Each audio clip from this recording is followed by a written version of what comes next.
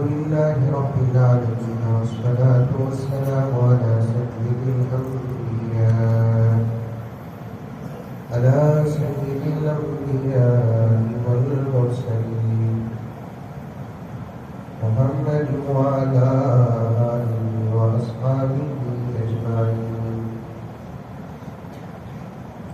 أما بعد فأعوذ بالله من الشيطان الرجيم. بسم الله الرحمن الرحيم. يا أيها الذين آمنوا ادخلوا في السلم كافة ولا تتبعوا خطوات الشيطان إنه لكم عدو مبين. وقال تعالى في مقام آخر: ومن يشاقق الرسول من بعد ما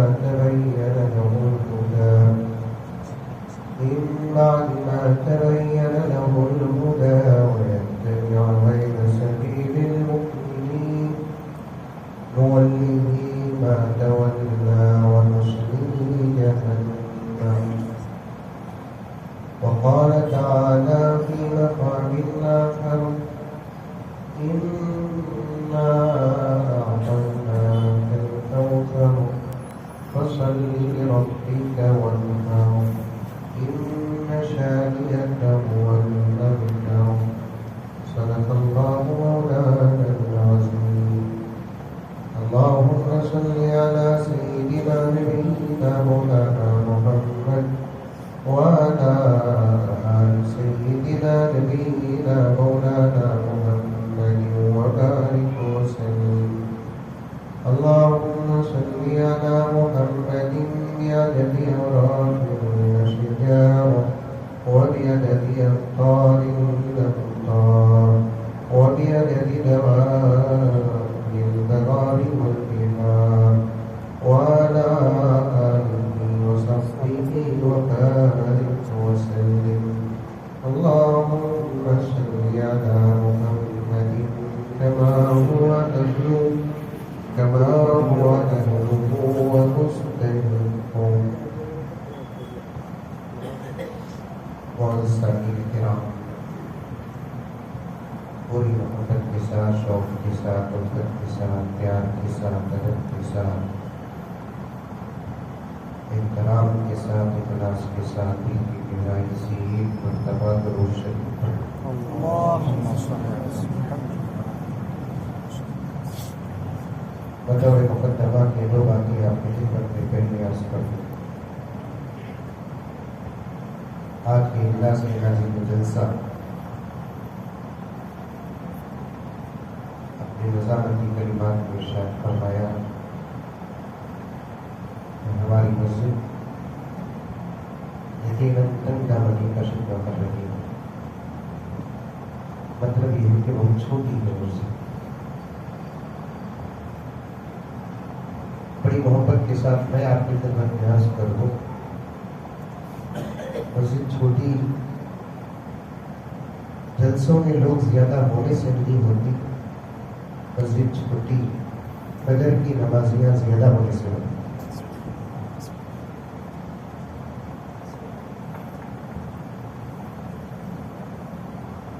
اتنی ہی مسجد اگر فجر میں اس طریقے سے آباد ہو جائے جس طریقے سے آج جلسے میں آباد ہوتی ہے، یا جمعے میں آباد ہوتی ہے، یا شب برات میں آباد ہوتی ہے، یا شب قدر میں آباد ہوتی ہے، تو یقیناً اس مسجد کے در و دیوار ذمہ داروں سے حکم کریں گے کہ مجھے اور بڑی کرو۔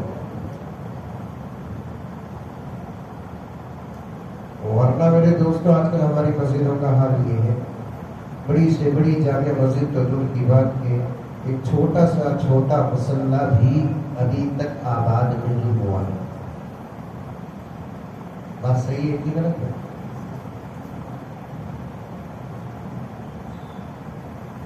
اور دشمنوں کو اس بات کا 100% یقین ہے کہ ساری دنیا میں دین حق اسلام ہے۔ وہ اس بات کو جانتے بھی ہیں اور اس بات کو مانتے بھی ہیں۔ یہودیوں کو اچھے طریقے سے اس بات کا پتہ ہے کہ ساری دنیا کے اندر دین حق اسلام ہے۔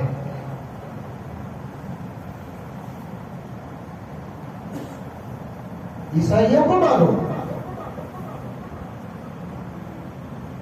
غیر مسلموں کو معلوم کہ دین حق سچا دین ساری دنیا کے اندر دین اسلام ہے۔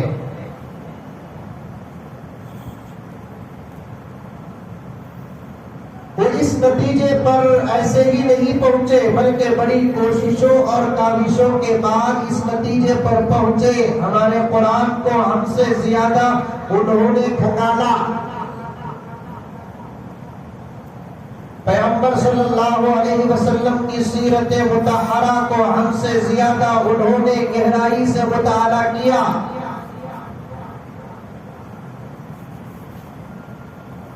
ایک ایک حدیث کو انہوں نے پڑھا۔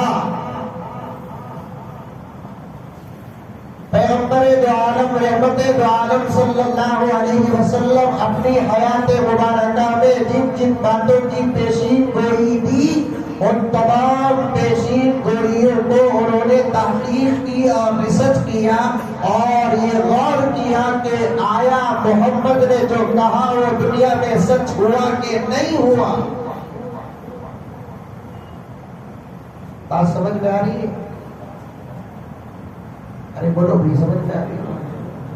اردو تو بھی حل ہوگا۔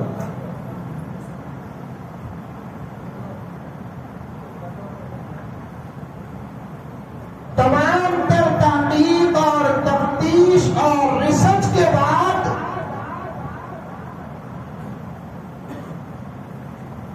اس نتیجے پر پہنچ گئے کہ ساری دنیا میں دین حق اسلام ہے، ساری دنیا کا آخری نبی محمد ہے، لازوال اور بے مثال کتاب قرآن ہے، بے داغ زندگی محمد رسول اللہ کی۔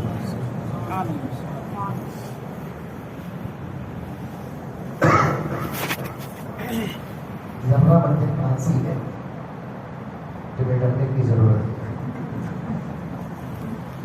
سردی کی وجہ سے پھانسی آئی ہے، تو کرونا گرونا سمجھے گا۔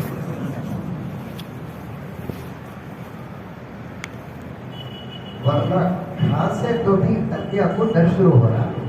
جب زبردست لہر چل رہی تھی کرونا کی، ہر جگہ خوف ہی خوف چل رہا تھا۔ بنگلور کی ایک مشہور مسجد کا ایک مصلی ہماری مسجد کو آ کر عجیب واقعہ بیان کیا۔ ڈسٹنسنگ مینٹین ابھی بھی بعض مسجدوں میں ہے۔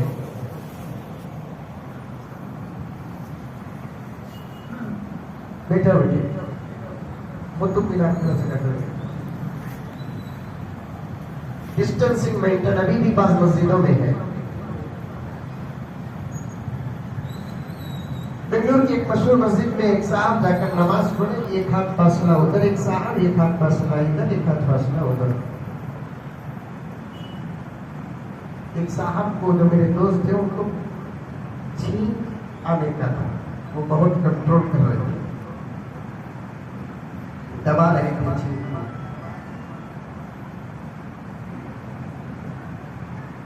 جب برداشت کر نہ سکے تو وہ چھینک دیے۔ اس سے کہنے لگے وہ صاحب کہ حضرت نے جیسے ہی چھینکا بازو والا نمازی توڑ کو چلے گا۔ اب تو چھینکنا بھی مشکل، کھانسنا بھی مشکل، بخار بولنا بھی مشکل ہے۔ ہر بخار کرونا نہیں، ہر چھینک کرونا نہیں، ہر کھانسی کرونا نہیں۔ اطمینان سے بیٹھو آپ۔ مجھے 2 دن سے ہلکی سی کھانسی ہے، پانی کے بار بار جگہ بجگہ بدلنے کی وجہ سے، اس لیے بیچ میں کھانس کا تو فکر کرنے کی ضرورت نہیں۔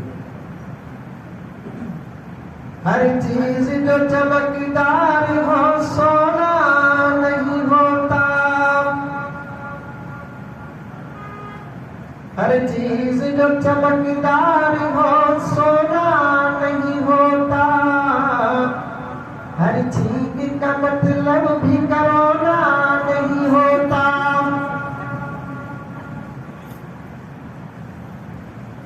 تو غرض میں عرض کر رہا تھا، ساری دنیا کی جتنی قومیں ہیں وہ تمام قوموں میں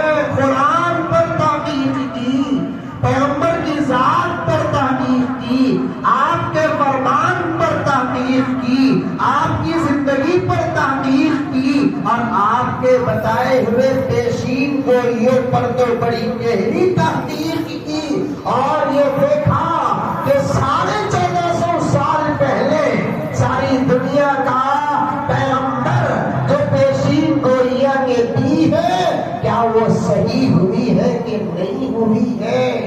جب 1450 سال سے اس کی ایک بات صحیح ہوئی، بچی کچی زندگی جو دنیا کی باقی ہے اس میں بھی صحیح ہو جائے گی، اس لیے وہ دشمنی اور محنت کو زیادہ کر دیے، لیکن اس بات کا ان کو یقین ہے کہ ساری دنیا میں دین حق اسلام ہے۔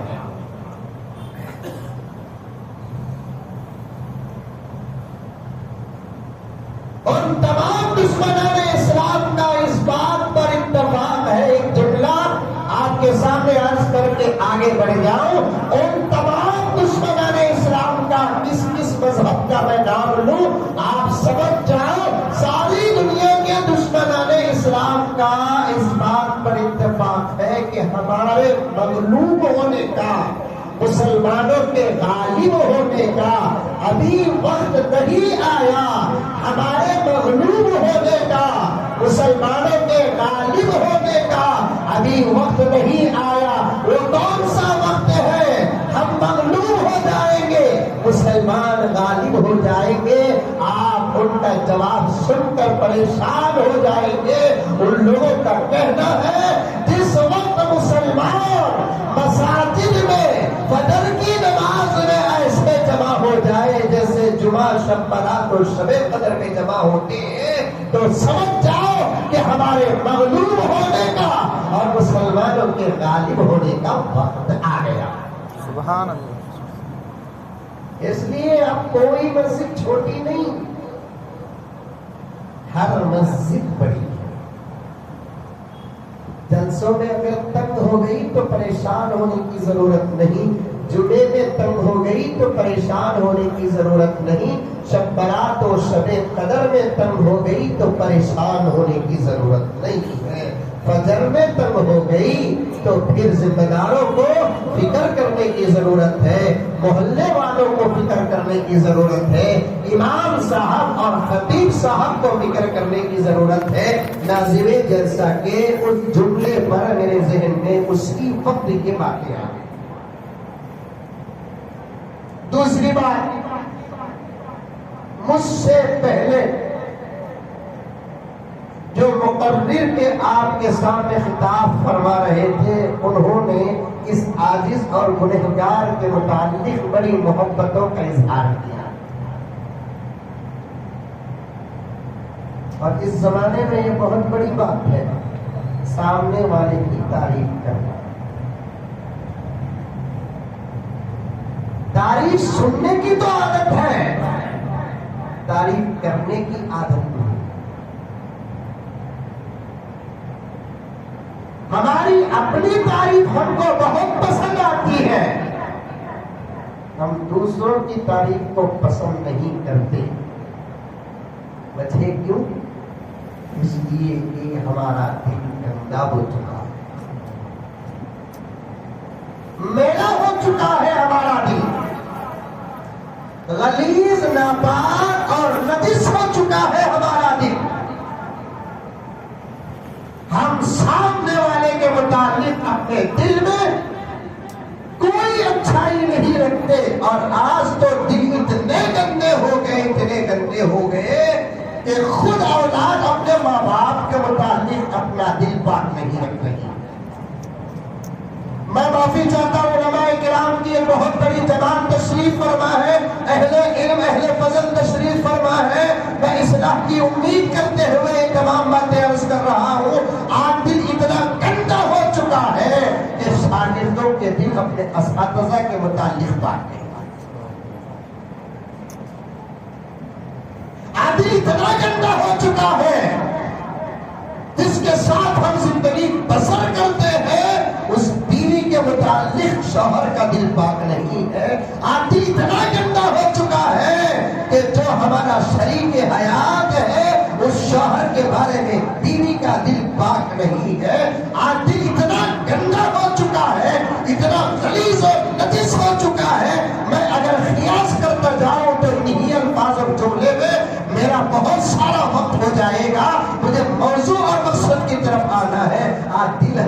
اتنا گندا ہو چکا ہے جس کی تربیت نبی نے کی ہے، جن کو سنوارا نبی نے، جن کو بنایا نبی نے، جو صرف ابو بکر تھا صدیق نبی نے بنایا، جو صرف عمر تھا فاروق نبی نے بنایا، جو صرف عثمان تھا ذوالنورین نبی نے بنایا، جو صرف علی تھا حیدر کرار نبی نے بنایا، جو صرف فاطمہ تھی زہرا نبی نے بنایا، جو صرف حسین تھا نوجوانوں کا جنت کا سردار نبی نے بنایا، جو صرف صحابہ، جو صرف انسان تھے صحابہ کا خطاب نبی نے دیا، صحابہ کا لبادہ نبی نے بنایا، وہ صحابہ جن کی تربیت نبی کرتے ہیں تو اوصاف قرآن بیان کرتا ہے، وہ صحابہ جن کی تربیت نبی کرتے ہیں اللہ اپنی رضا کا پیغام آسمان سے اتارتا ہے، وہ صحابہ جن کی تربیت نبی کرتے ہیں جنت کی بشارتیں آسمان سے اترتی ہے۔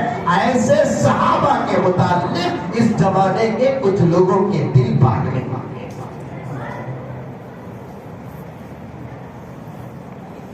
عجیب بات ہے، میں ابھی قریب میں بھی تقریباً 10-15 دن پہلے حاضر ہوا تھا، وہاں بھی عظمت صحابہ وہ فضیلت اہل بیت اطہار یہی عنوان تھا، میں وہاں بھی یہی کہا اہل بیت کے بارے میں بات تو ضرور کرنا ہے، فضیلت تو ضرور بیان کرنا ہے، لیکن اب اس وقت وہ موضوع اختلافی موضوع نہیں ہے۔ کون فاطمہ کی فضیلت سے انکار کر سکتا ہے، کون علی کی فضیلت کا انکار کر سکتا ہے، کون حسن کی فضیلت کا انکار کرتا ہے، کون حضرت حسین کی فضیلت کا انکار کرے گا۔ اہل بیت کے بارے میں تو تمام علماء اہل سنت والجماعت کا 99.9% نہیں 100% اتفاق ہے۔ فضیلت تو بیان کرنا ہے ابو بکر کی، فضیلت تو بیان کرنا ہے عمر کی، فضیلت تو بیان کرنا ہے عثمان کی، فضیلت تو بیان کرنا ہے حضرت خدیجہ الکبریٰ کی، فضیلت تو بیان کرنا ہے دوسرے اصحاب کی، فضیلت تو بیان کرنا ہے حضرت صحابہ کرام کی، کیونکہ اس وقت یہ جماعت وہ ہے جو ان صحابہ کی فضیلت کا انکار کرتی، ہم کچھ خاموش ہو جاتے، ان کے ایمان کا انکار کرتے، ایمان کا انکار کرتی ہے۔ فضیلت کا انکار الگ بات ہے۔ تمام علماء کرام سے پوچھ لیں، اسی وقت پوچھ لیں، اگر کوئی حضرت ابو بکر کی فضیلت کا انکار کرتا ہے کافر نہیں ہوتا۔ ذرا باریک باتیں بھی بتا تو سمجھو، کیونکہ باریک باتیں بتانے کے لیے ڈر بھی ہوتا ہے، لیکن اگر نہیں بتائیں گے تو ہماری قوم کے کچھ افراد کے بہکنے کا امکان ہوتا ہے، اس لیے کچھ باریک باتیں بھی بتاتا ہوں، غور سے سنو، توجہ کے ساتھ سنو۔ فضیلت کا انکار کرنے سے کوئی کافر نہیں ہوتا، حقیقت کا انکار کرنے سے کافر ہوتا ہے۔ محبت اپنی اپنی، پسند اپنی اپنی، میں جس سے چاہے اس سے محبت کر سکتا ہوں، اور میں جس سے محبت کرتا ہوں اس کو بہت بڑھانے کی مجھے پوری اجازت ہے، لیکن تم کو منوانے کی اجازت نہیں ہے۔ میں جس سے محبت کرتا ہوں، ڈاؤٹ کرو لوگوں کو، غلط بھی ہو سکتا، محبت کا تو ڈاؤٹ کرتے ہیں۔ میں اگر جناب عبد الرحمن شریف الحاج کو محبت کرتا ہوں، میں ان کے تعریف کے پل باندھتا ہوں، یہ مجھے اجازت ہے، کوئی مجھے روک نہیں سکتا۔ کیا حضرت برابر ہے؟ لیکن مجھے اس بات کی اجازت نہیں کہ تم بھی عبد الرحمن کو مانو، تم بھی عبد الرحمن کی فضیلت کا اقرار کرو، میں جیسے چاہتا ہوں ویسے تم چاہو، یہ کہنے کا مجھے اختیار نہیں ہے۔ فضیلت کے انکار کرنے سے یا فضیلت کے آگے پیچھے کرنے سے کوئی کافر نہیں ہوتا، حقیقت کا انکار کرنے سے کافر ہوتا ہے۔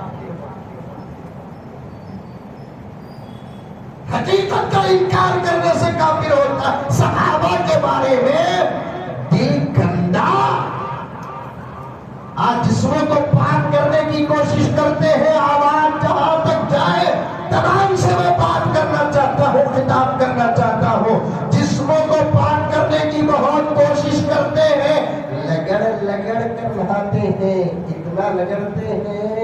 کہ کالا بھی گورا ہو جاتا ہے. پہلے زمانے میں خالی ناخن سے کی کر پیسہ ڈال لیتے تھے بڑا پیسہ. اس کے بعد ہے نا وہ ناریل کا نعرہ آیا.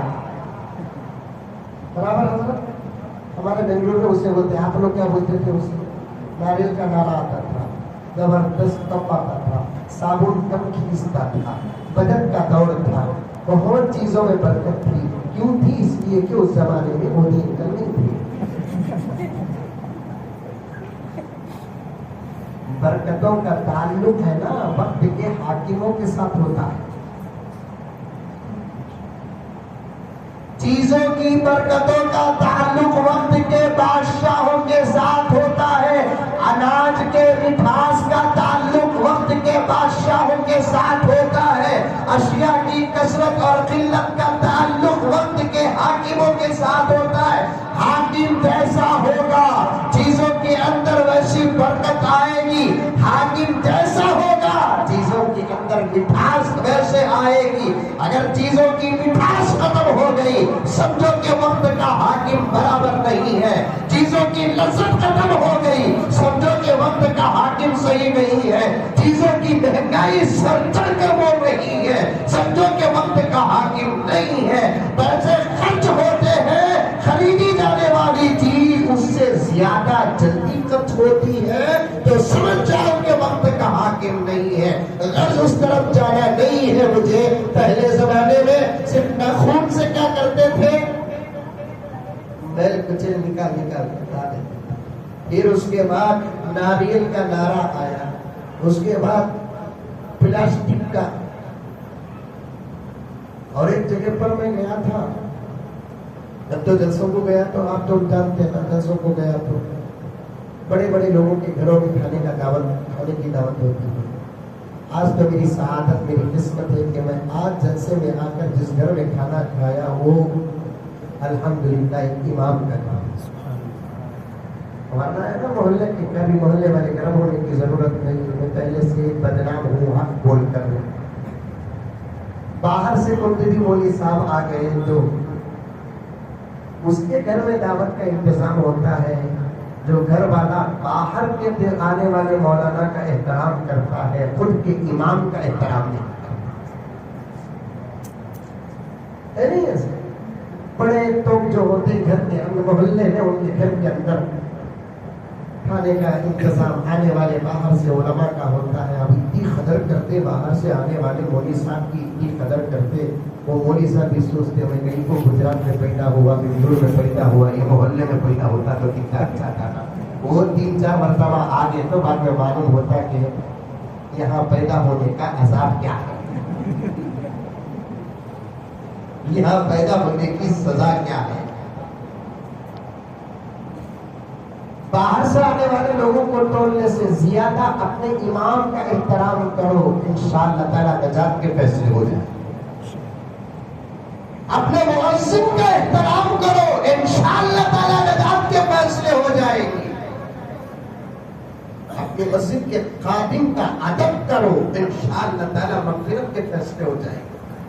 ایک گاؤں کو گیا تھا شہر کو, وہاں پر دعوت کا انتظام تھا.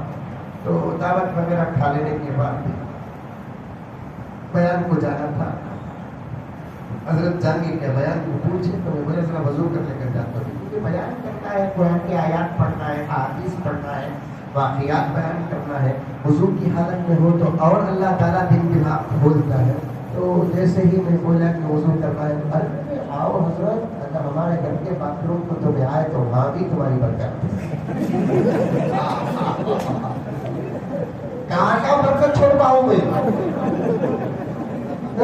دکان میں برکت, ہار میں برکت, بیڈ روم میں برکت, باتھ روم میں بھی برکت. خیر جیسے ہی داخل ہوا 10 منٹ خالی باتھ روم کی سیر کریا. کتنے منٹ حضرت؟ 10 منٹ باتھ روم کی سیر کی. اس کے بعد سمجھ میں نہیں آیا ضرورت کہاں پوری کروں, وضو کہاں کروں. دیکھ کو دیکھ کیا پکا چیزیں ہی معلوم ہے؟ ہاں اتنا بڑا آئینہ ہے بات کرو تو سنتے کو پتا یہاں کیا دیکھتا رہا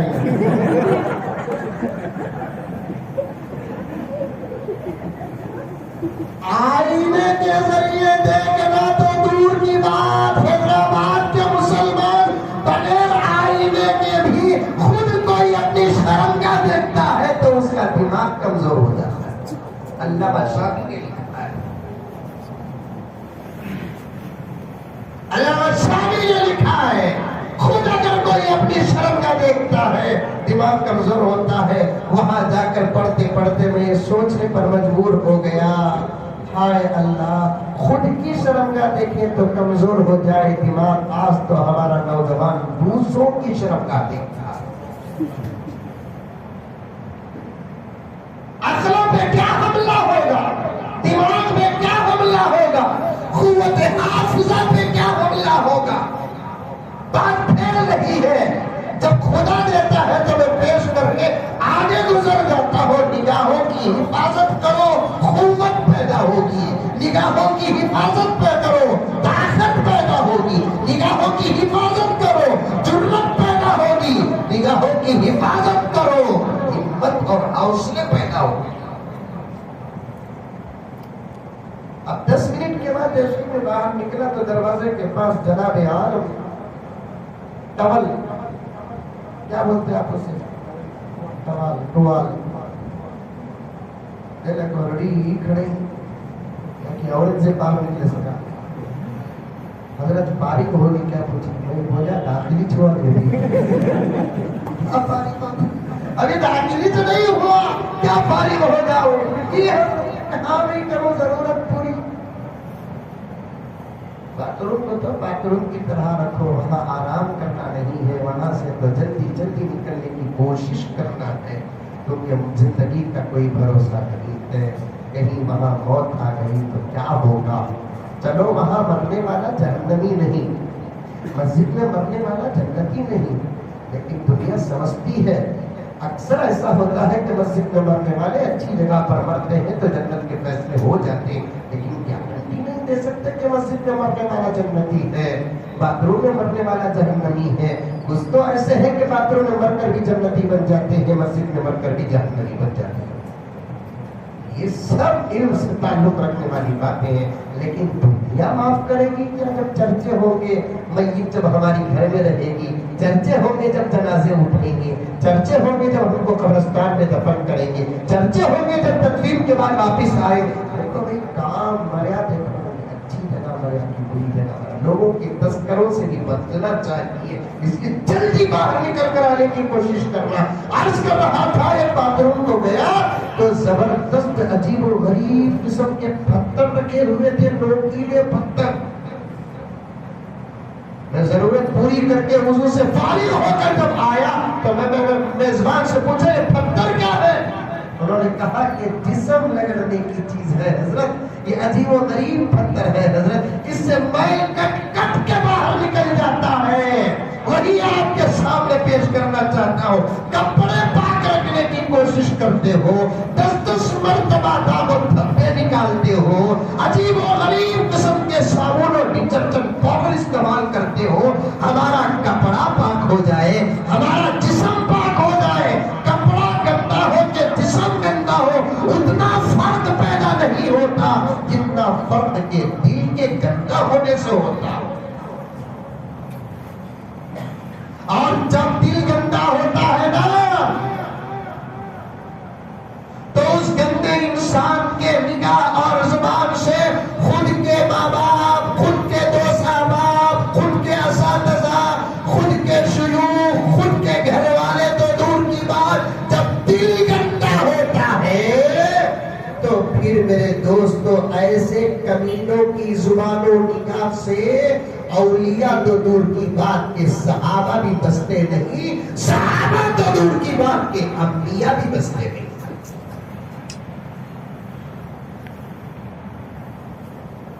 کیا ضرورت کیا پڑی کہ ہم عظمت صحابہ کی جلسے منعقد کریں؟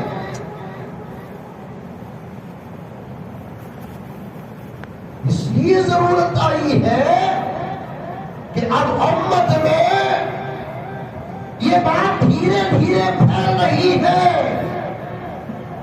کہ صحابہ میں کچھ صحابہ بلکہ اکثر صحابہ وہ ہیں جو حضور کے وصال کے بعد العیاذ باللہ نعوذ باللہ مرتد ہو گئے. 1450 سال کے بعد، 1300 سال کے بعد، 1000 سال کے بعد. یہ تو یہودیوں کی سازش ہے جن کو کلمہ نبی نے پڑھایا، جن کو سوارا نبی نے، اور جو حضرات نبی کے ساتھ اپنی زندگی کا بلکہ نبوت کے ساتھ اپنی زندگی کا ایک زبردست وقت گزارا. بھلا ایسے لوگ والعیاذ باللہ نبی کے بعد مرتد ہو جائے، کافر ہو جائے. وہ لوگ العیاذ باللہ، اور سے سنو نوجوانوں، نقطہ کتاب کا علماء کا علم کا پیش کرنا چاہتا ہوں، وہ لوگ العیاذ باللہ جن کا ایمان مضبوط نہ ہوتا یا نبی کے بعد العیاذ باللہ وہ مرتد ہوتے، تو ایسے لوگوں کو اللہ نبی کے ساتھ رکھتے.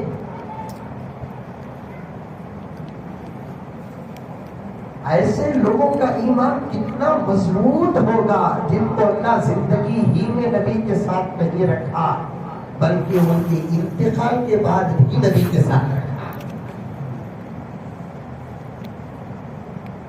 دو باتیں میں نے اس سے پہلے کے جلسے میں چھوڑا تھا، مجھے یاد ہے، وہ دو باتیں آپ کے سامنے پیش کرنا چاہتا ہوں. ایک جماعت ہے دنیا کے اندر، ایک مذہب ہے دنیا کے اندر، مسلک نہیں. مذہب ہے وہ مذہب یہودیوں کی طرح ایک مستقل مذہب، عیسائیوں کی طرح ایک مستقل مذہب، ہندوؤں کی طرح ایک مستقل مذہب ہے. اگر ان علماء کرام سے میں پہلے ہی بات نہ کیا ہوتا تو پھر ان کا نام تک لے لیتا. میرا اشارہ سمجھ جاؤ، وہ ایک مسلک نہیں ہے. مسلک تو حنفی ہونا ہے، مسلک تو شافعی ہونا ہے، مسلک تو مالکی ہونا ہے، مسلک تو حنبلی ہونا ہے. چلو ان چاروں کے سلسلے کو بہت دور تک پہنچانے کے بعد میں اس عطے قلبی کے ساتھ کہنا چاہتا ہوں، دیوبندیت ایک مسلک ہے، بریلویت ایک مسلک ہے، مقلدیت ایک مسلک ہے، غیر مقلدیت ایک مسلک ہے. لیکن میرا اشارہ جن کی طرف ہے، اگر علماء اسی وقت مجھ سے مجھے کہتے کہ آپ واضح طور پر بیان کر سکتے ہیں تو میں کرنے میں پیچھے نہیں ہٹوں گا. لیکن میں آپ کو اشارہ دیتا ہوں، جس کی طرف میرا اشارہ ہے وہ مسلک نہیں ہے بلکہ وہ الگ ایک مذہب ہے، الگ ایک مذہب ہے. اہل سنت والجماعت سے ہٹا ہوا، اسلام سے ہٹا ہوا، قرآن سے ہٹا ہوا، صحابہ کے طریقے سے ہٹا ہوا ایک الگ مذہب ہے. ان کو مسلک نہیں کہہ سکتے.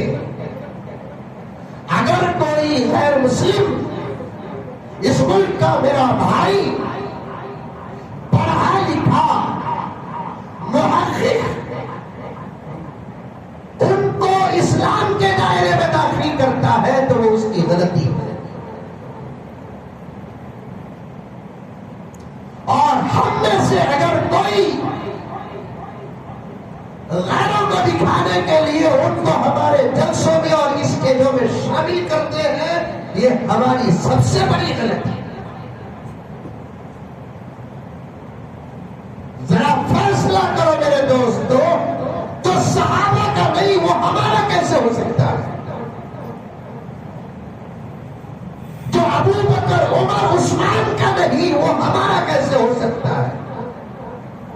میں حساس نوجوانوں سے ایک بات پوچھنا چاہتا ہوں، اگر باہر مسجد میں نہیں، باہر تمہارا کوئی دوست، چلو میں تمہارے اور ہمارے سینے سے ان کے بات کرنا چاہتا ہوں، مسٹر ایکس کو مسٹر وائی ماں کی گالی دیتا ہے، یا مسٹر وائی مسٹر ایکس کی ماں کو گالی دیتا ہے، ماں کی گالی ماں کو گالی، دونوں میں فرق ہے، کا اور کی کا فرق ہے، گرامر ہے اردو کا، سمجھنے کی کوشش کریں۔ مسٹر وائی مسٹر ایکس کو ماں کی گالی دیتا ہے یا ماں کو گالی دیتا ہے، مسٹر ایکس وائی کو کیا کرے گا؟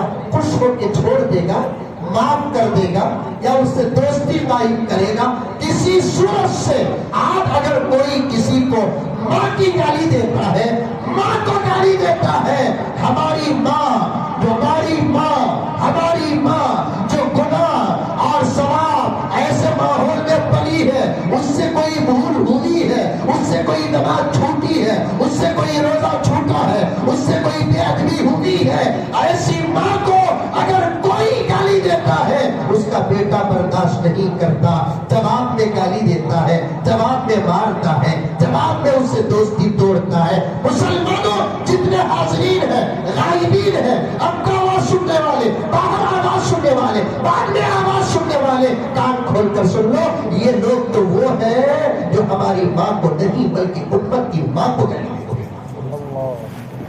بھلا ہم ان سے دوستی کیسے کریں؟ اور ان کو سلام کیسے کریں؟ کوئی بات اگر دلیل کی بات نہیں کرتا، مدرسے میں پڑھاتا ہوں، طالب علم ہوں، کتابوں سے شغف ہے،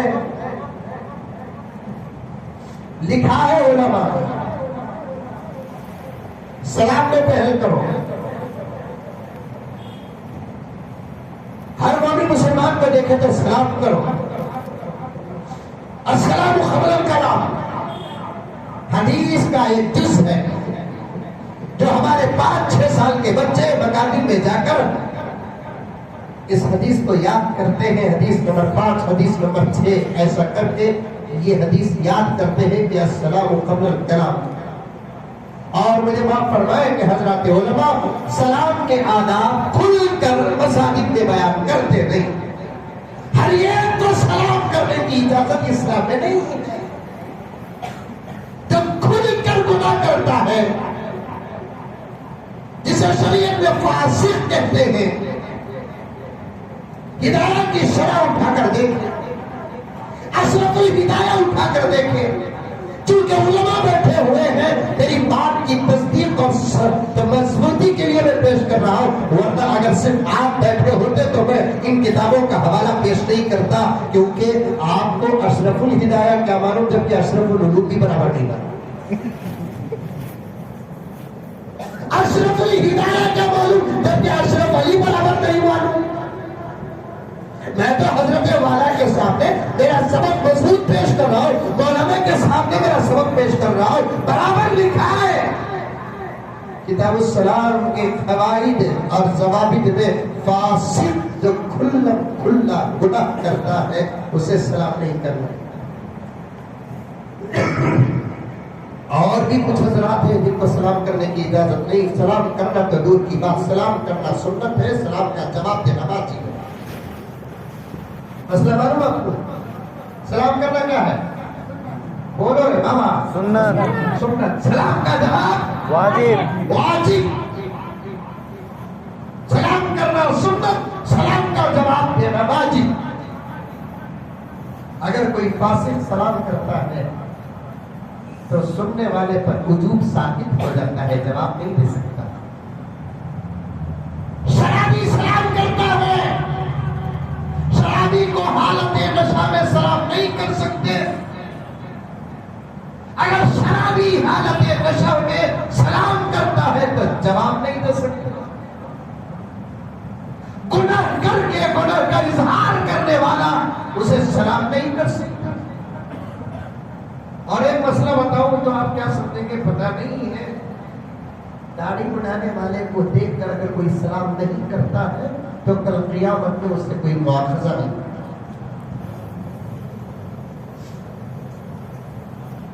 کبیرہ گناہ کا مرتکب ہے۔ میں یہ باتیں کیوں عرض کر رہا ہوں؟ فضائل سلام پیش کر رہا ہوں، میں ایک نقطہ بیان کرنا چاہتا ہوں، جب فاسق کو سلام نہیں کر سکتے تو کافر کو سلام کام کیسے کرنا جائز ہوگا؟ اور میں ان کو کافر اس لیے کہتا ہوں جو ابو بکر کو کافر کہے اس سے بڑا کافر کون ہو سکتا ہے؟ جو عمر کو کافر کہے اس سے بڑا کافر کون ہو سکتا ہے؟ اما عائشہ کو کافرہ کہے اس سے بڑا کافر کون ہو سکتا ہے؟ تقریباً 80% صحابہ کے صحابیت کا انکار کرتا ہے، اس سے بڑا کافر کون ہو سکتا ہے؟ یہ تو بڑے خطرناک ہے۔ اس لیے عظمت صحابہ بیان کرنے کی سخت ضرورت پیش آتی ہے۔ صحابہ ان کا مقام کیا ہے معلوم میرے دوستوں؟ ایک واقعہ سنو۔ حضور پاک صلی اللہ علیہ وسلم کی زندگی حیات مبارکہ میں آقا صلی اللہ علیہ وسلم کو بڑی تکلیفوں کا سامنا کرنا پڑا، بڑے تکالیف آقا برداشت کی۔ آپ پر کچرا ڈالا گیا، آپ کو گالی دی گئی، آپ پر پتھر برسائے گئے، آپ کو مکہ چھوڑ کر مدینہ جانے پر مجبور کیا گیا، مدینہ جا کر بھی آپ کو سکون سے رہنے نہیں دیا گیا۔ کیا کیا تکلیفیں دی ہیں؟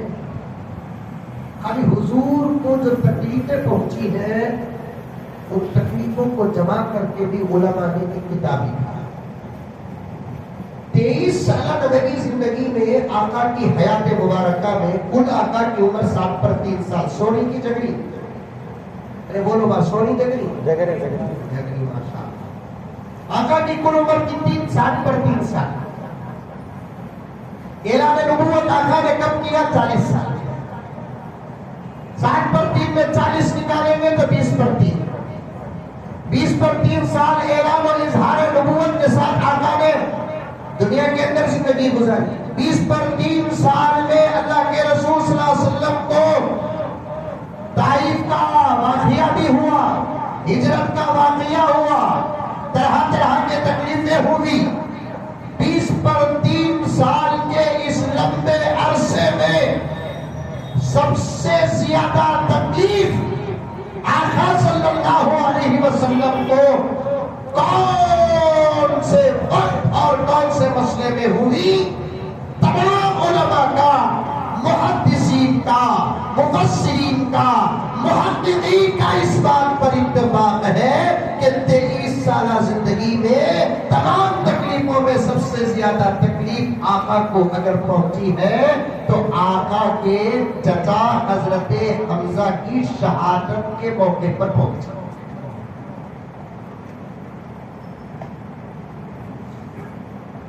بہت تکلیف پہنچی آقا کو، اور آقا کو اتنا غصہ بھی آیا۔ آقا قسم کھا لیے میرے چچا کی شہادت کا میں ضرور بدلہ لوں گا، اور ایک کے بدلے ایک نہیں، میرے چچا کے بدلے میں 70 کو ماروں گا۔ کتنا کو ماروں گا؟ ابھی سوچ ختم ہوگی، آسمان سے قرآن کی آیت نازل ہو گئی، وَإِنْ عَاقَبْتُمْ فَعَاقِبُوا بِمِثْلِ مَا عُوقِبْتُمْ بِهِ۔ بدلہ لینا ہے تو اتنا بدلہ لو جتنی تکلیف تم کو پہنچے۔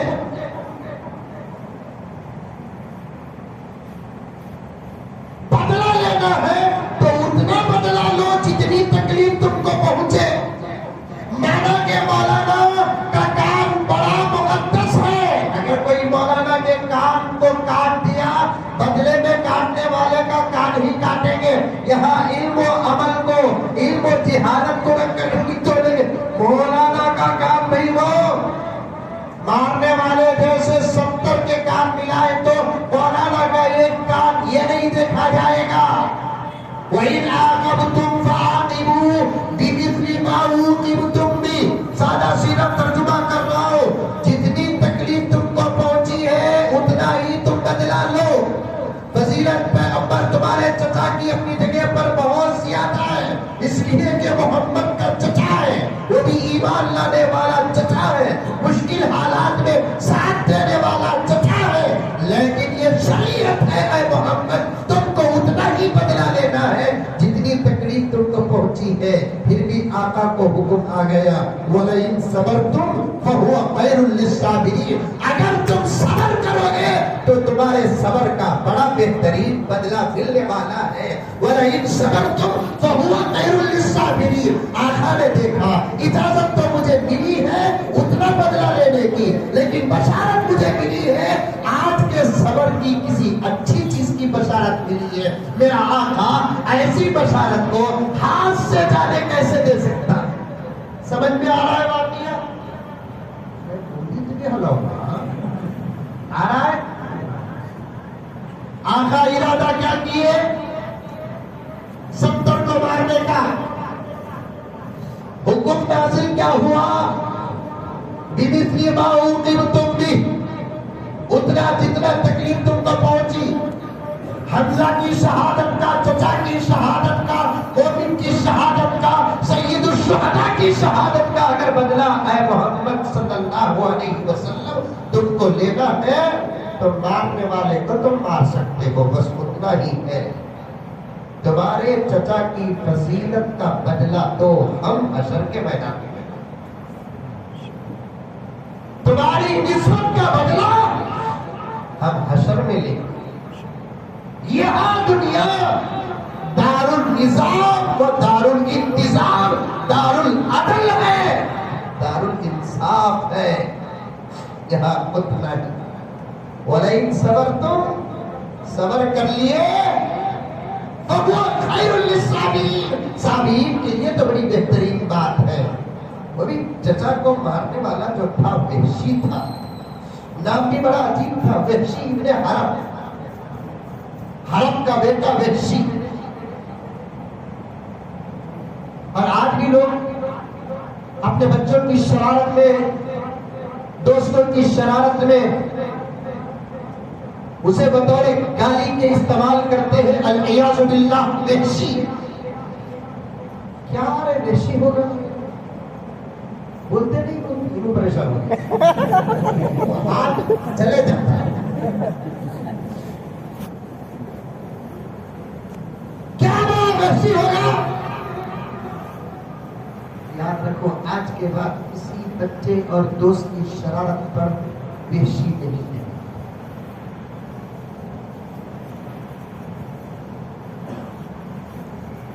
اب وحشی کیا ہے دیکھیے. مارنے والے کون تھے؟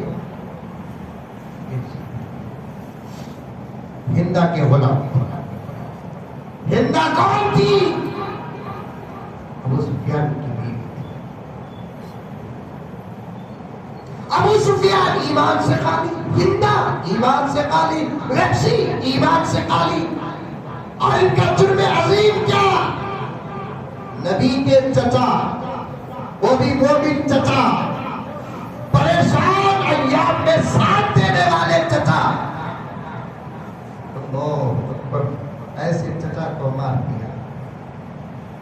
خود صحابہ فرماتے ہیں نبی کے رونے کے واقعات تو ہمارے پاس بہت زیادہ ہے، لیکن نبی نے جتنا اپنے چچا کی موت پر آنکھوں سے قیمتی آنسو بہائے کسی اور کی موت پر اتنا آنسو بھی نہیں بہایا.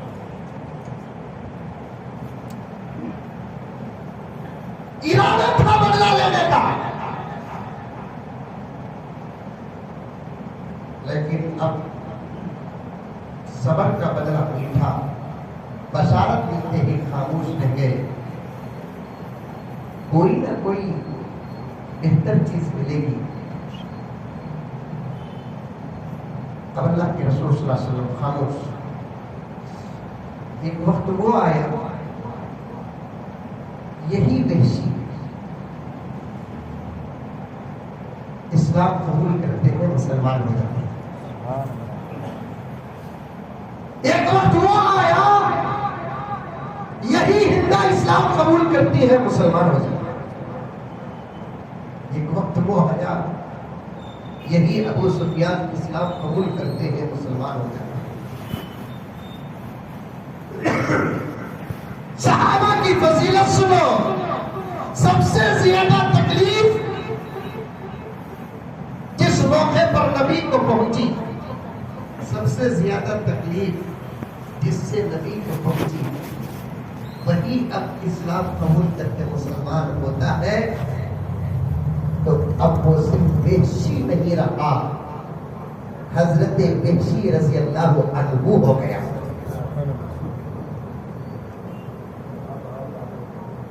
اب وہ وحشی نہیں، اب وہ حضرت وحشی رضی اللہ عنہ ہو گئے.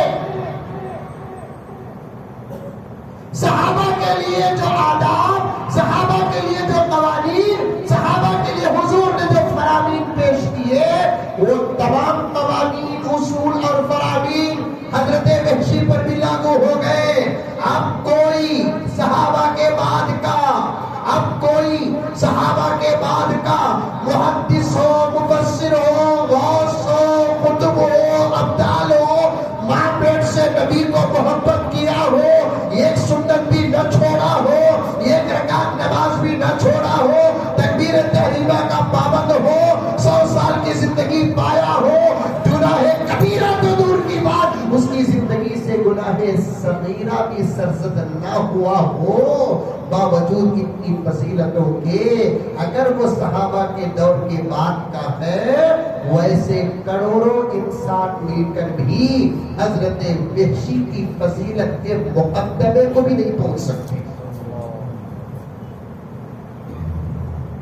ویسے کروڑوں انسان مل کر بھی حضرت وحشی کے فضیلت کے مقدمے کو بھی نہیں پہنچ سکتے، کیونکہ اب وحشی کوئی معمولی انسان نہیں بلکہ صحابی رسول ہے. جو فضیلت آقا نے فرمایا، اللہ اللہ فی اصحابی، میرے صحابہ کے بارے میں اللہ سے ڈرو، لا تتخذوهم من بعدی غرضا، میرے بعد میرے صحابہ کو تم دشمنی کا نشانہ نہ بنانا، میرے بعد تم میرے صحابہ کی غیبت نہ کرنا، میرے بعد میرے صحابہ کی چغلخوری نہ کرنا، میرے بعد میرے صحابہ کی زندگی کے عیوب کو نہ نکالنا. اس دائرے میں اب حضرت ابو بکر جہاں داخل، حضرت علی جہاں داخل، حضرت فاطمہ جہاں داخل، حضرت حسن جہاں داخل، حضرت حسین جہاں داخل، حضرت عثمان جہاں داخل، دوسرے تمام اکابر مہاجرین، سابقین، انصار، صحابہ جہاں داخل ہو گئے. رب کعبہ کی قسم میرے دوستو، اس فضیلت اور زمرے میں حضرت وحشی بھی داخل.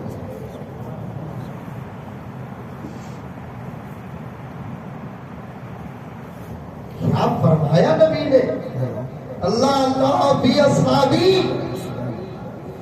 میرے صحابہ کے متعلق اللہ سے ڈرو، لا تتخذوهم من بعدی غرضا، میرے بعد. حضرت مولانا مفتی سعید پالنپوری رحمت اللہ علیہ، جن کا میں نے خود بیان شہر بنگلور کے اندر سنا، عظمت صحابہ پر جب میں دارالعلوم سبیل الرشاد میں پڑھ رہا تھا، حضرت کے کتاب کا میں بھوکا، حضرت کی کتابوں کا میں بھوکا، بہت عقیدت حضرت سے.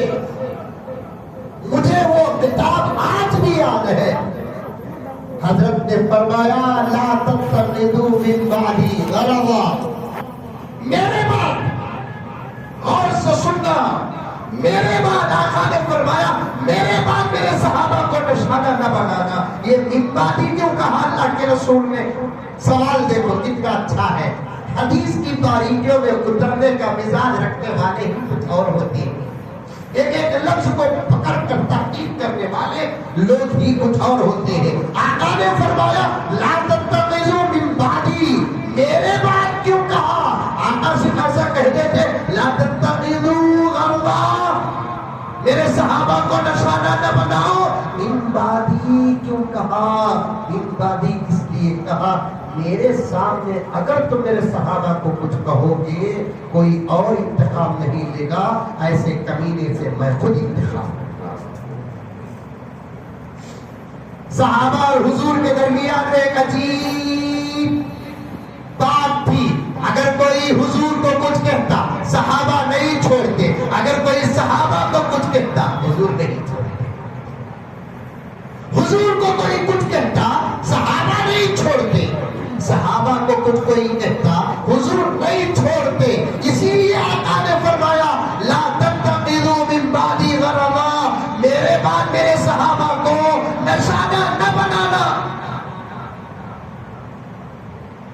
فرمایا فمن احبهم فبحبی احبهم، جو میرے صحابہ سے محبت کرے گا گویا کہ وہ مجھ سے محبت کرے گا۔ اور یہ بات سمجھنے کے لیے مشکل بھی نہیں، ہمارے بچوں کو کوئی زیادہ پیار و محبت کرتا ہے سمجھو کہ وہ ہم سے محبت کرتا ہے۔ ہم سے محبت کرنے ہی کی وجہ سے ہمارے بچے کو اٹھا کر وہ پیار و بوسہ دیتا ہے۔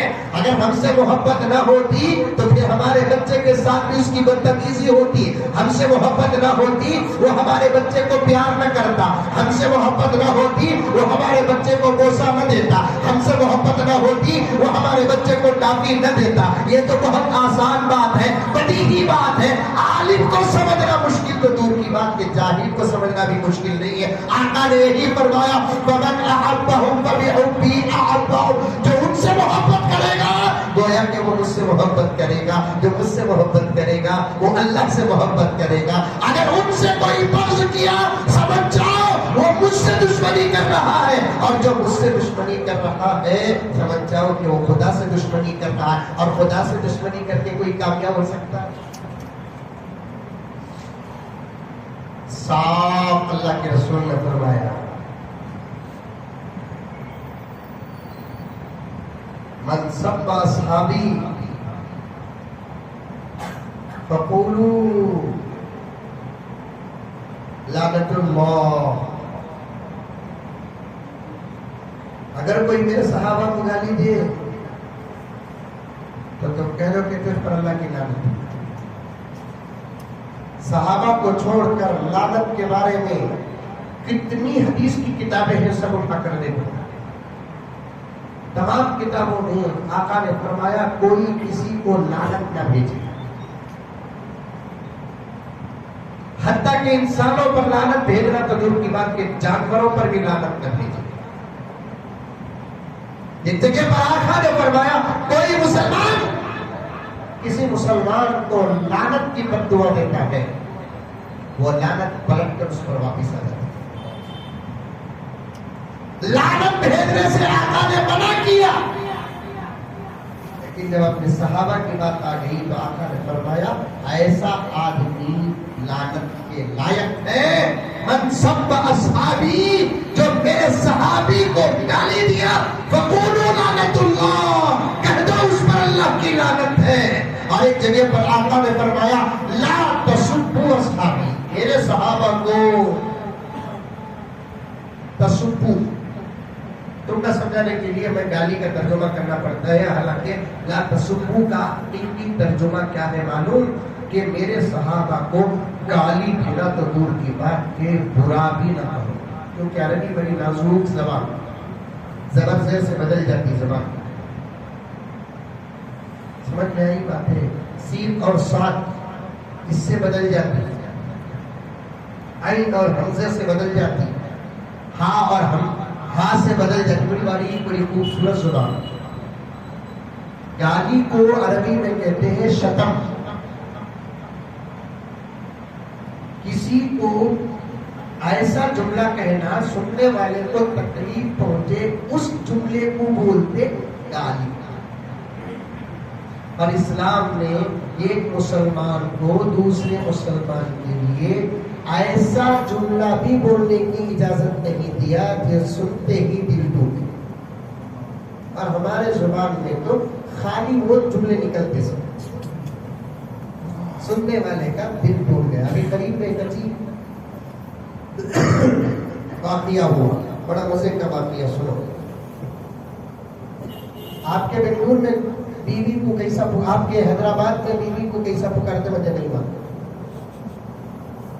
لیکن اکثر جگہ بیوی کو آگے جاگے آری جاری بولتے ہیں، یہاں بھی بولتے ہیں نہیں بولتے، بڑے ادب سے پکارتے محترمہ تشریف لائیے، بہتر ہے کہ آپ دسترخوان بچھا دیجیے، ایسے بات کرتے کیا یہاں پہ؟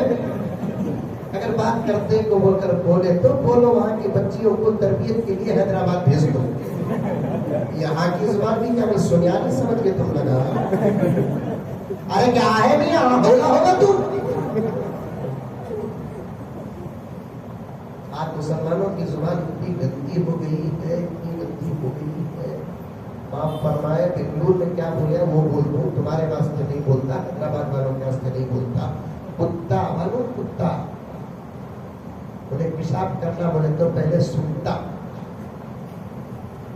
बाद में पेशाब करता। उन्हें खुद नजिस, और उन्हें जो करता वो कभी फिल्टर पानी नहीं, पेशाब। फिर भी उन्हें सोचता क्या, ये जगह मेरे पेशाब के लायक है क्या।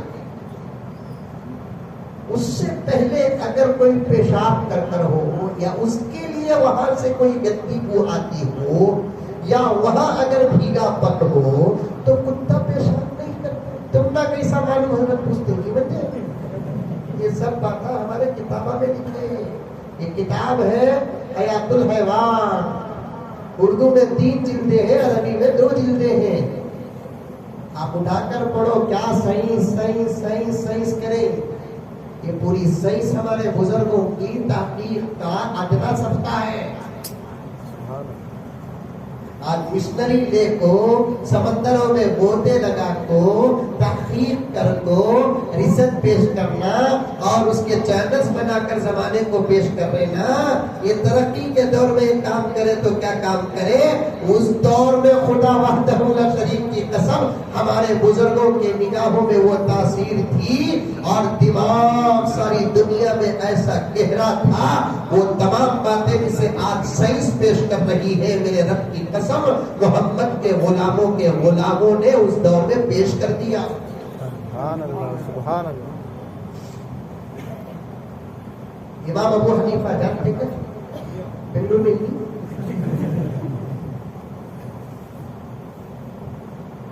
हजरत इमाम अबू हनीफा बड़े बुर्दबार थे। बुर्दबार किसे बोलते हैं?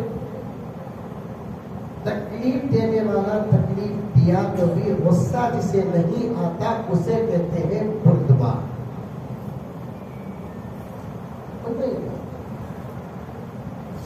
बड़े बुर्दबार। एक आदमी को मालूम हुआ कि इमाम अबू हनीफा को जल्दी गुस्सा नहीं आता और हमारे अच्छे औसाफ में से अच्छी सिफत क्या है मालूम? जल्दी गुस्सा नहीं आना। इमाम गज़ाली रहमतुल्लाह अलैह किताब इह्या उल उलूम में लिखे हैं, जितने जल्दी गुस्सा आता उन्हें भी कमीना, गुस्सा आने की जगह जिसे गुस्सा नहीं आता उन्हें भी कमीना। समझ में आया जुमला? नहीं आया? फिर एक मर्तबा बोल दूं, जब सोते सोते सोचो, समझ में आया तो फोन करो, नहीं तो सो जाओ। जिसे जल्दी गुस्सा आता उन्हें भी कमीना, जिसे जहां गुस्सा आना वहां गुस्सा नहीं आता उन्हें भी कमीना। हमारी शरीयत पर कोई कुछ बोल रहा है, सब्र करना। हमारे कुरान के बारे में कोई बोल रहा है, सब्र करना नहीं।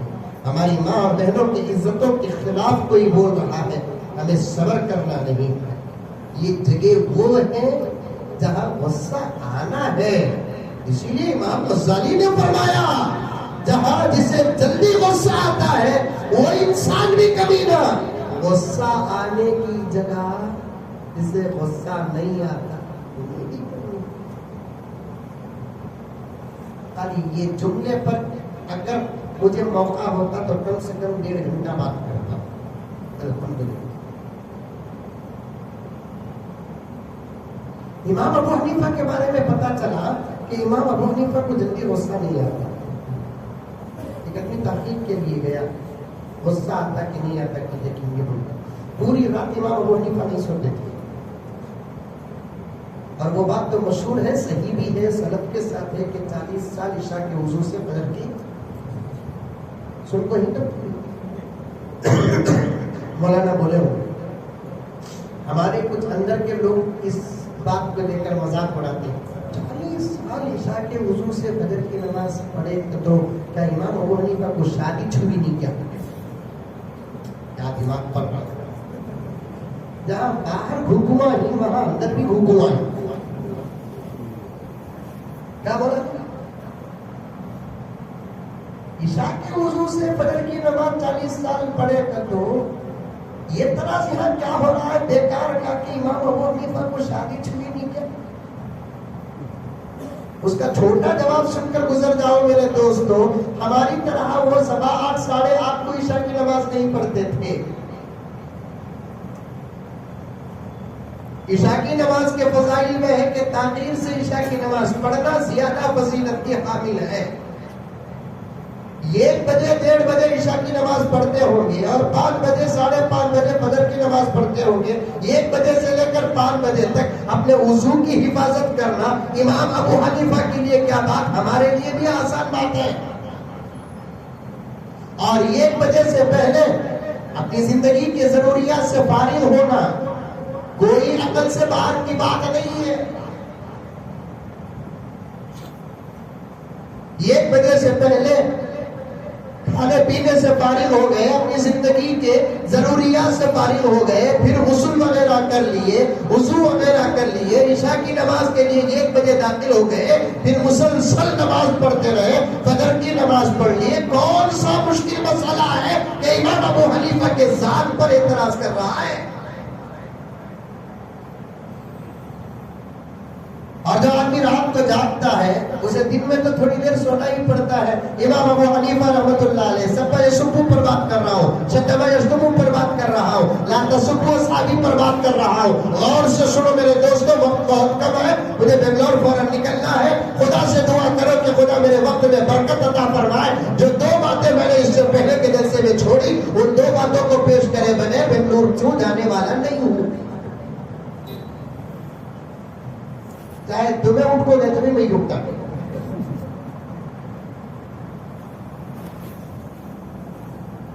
دوپہر میں تھوڑی دیر سو جانا اسے خیلولا نہیں. امام ابو حنیفہ پوری رات عبادت کرتے تھے، صبح کے بعد سبق شروع ہوتا تھا، ظہر سے پہلے یا ظہر کے بعد تھوڑی دیر سوتے تھے. برابر ٹائم دیکھو حیدرآباد کا ایک نوجوان دیا دروازہ کھڑکھڑاتے تھے. زمانہ وہ تھا سارے سیدھے دروازے سادہ سیدھا کر کے ڈالا. اب تو ایسا زبردست بل لگا ہمارے مالداروں کے گھروں کے اندر، مارنے کی بھی ضرورت نہیں، کھڑے کیا تو اندر بل بستی اور بھی آواز میڈم کیا ذرا مہربانی السلام علیکم. تو ہے تمہارے باپ کا گھر آتی دروازہ کھولتا ہے.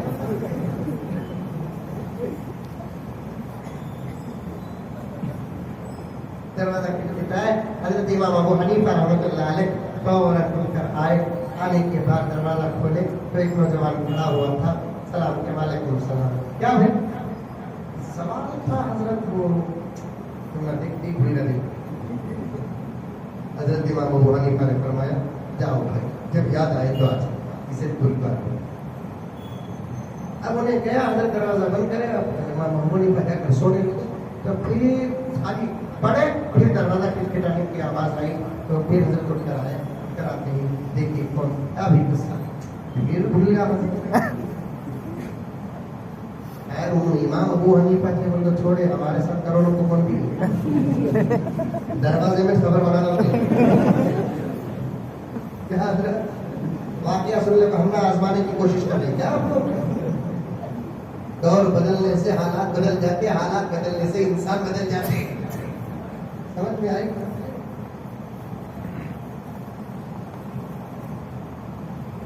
حضرت بولے جاؤ کوئی بات نہیں، یاد آئے تو حضرت. پھر تھوڑی دیر کے بعد آیا کیا حضرت ایک سوال ہے. کیا سوال؟ کھانا میٹھا ہوتا کہ کھاڑا کھٹا ہوتا؟ اتنے بڑے امام سے کیا سوال ہوتا؟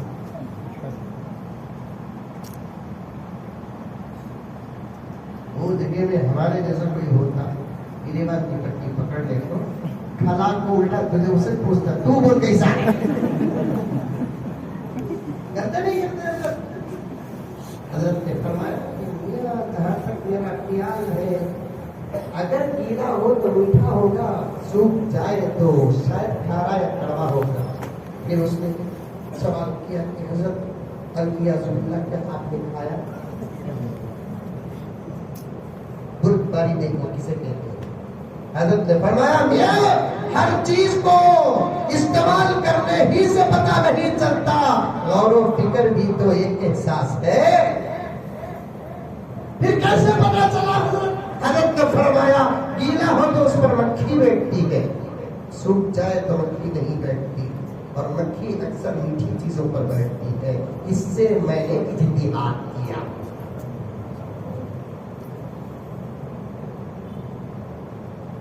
اتنا لمبا سرکل میں کیوں پھرا؟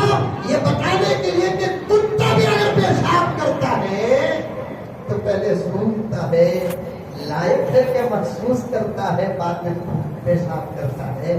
آج کچھ لوگوں کی زبان اتنی گندی ہو گئی ہے کہ کتوں کے سامنے بھی پیش کرے تو شاید وہ پیشاب کرے.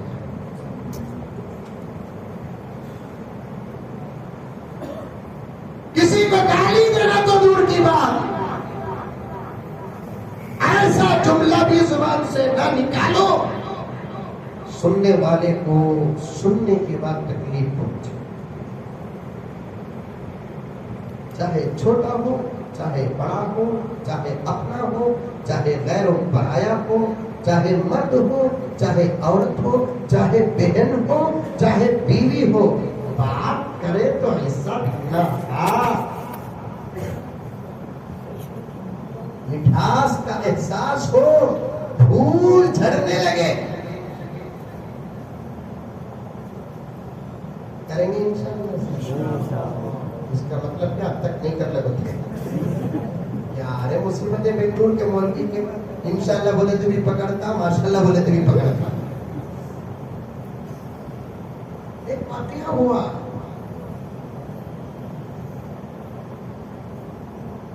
ایک صاحب اپنی بیوی کو بڑے ادب سے پکارنے لگے.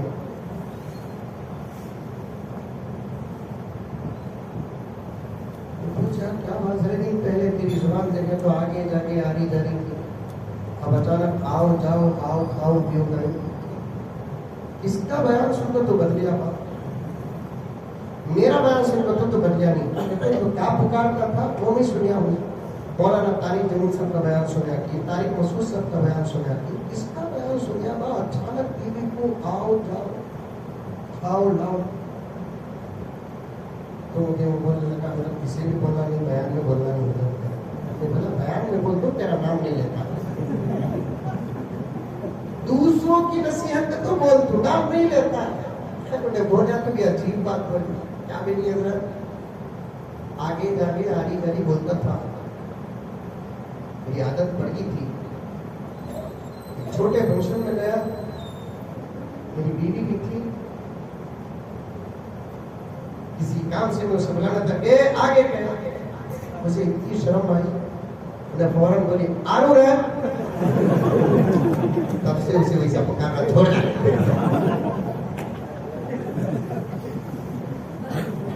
دوست چلے گیا، دوست نہیں مارے تو بھی خاموش ہونے والے، گالی دیے تو بھی خاموش ہونے والے. اب تو کیا ہے بولے تو شیر بولے تو آقا نے کیا فرمایا؟ لا تسبوا اصحابی. ایسا جملہ بھی صحابہ کے لیے استعمال نہ کرو جس سے صحابہ کی روح کو تکلیف پہنچے.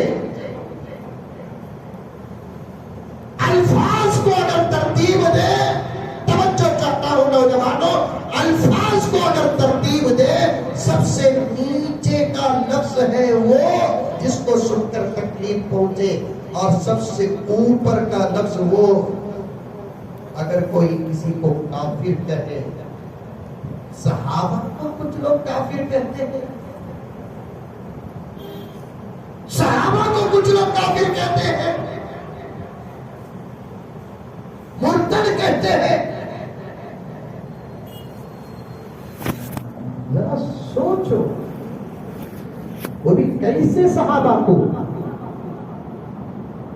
نمبر 1 صحابہ کو ابو بکر کو کافر کہتے ہیں. میں بارہا جہاں بھی عظمت صحابہ کے اجلاس میں جاتا ہوں مولانا گزارش کرتا ہوں، یہ عظمت صحابہ یہ تمام باتیں ریپیٹ ہو چکی ہے جو اب میں کہا ہوں، اس سے پہلے مولانا علماء کہے ہوں گے. صاف نام دے کر دوسرا منافق کیجئے جلسہ سیرت حضرت ابو بکر صدیق رضی اللہ تعالی عنہ.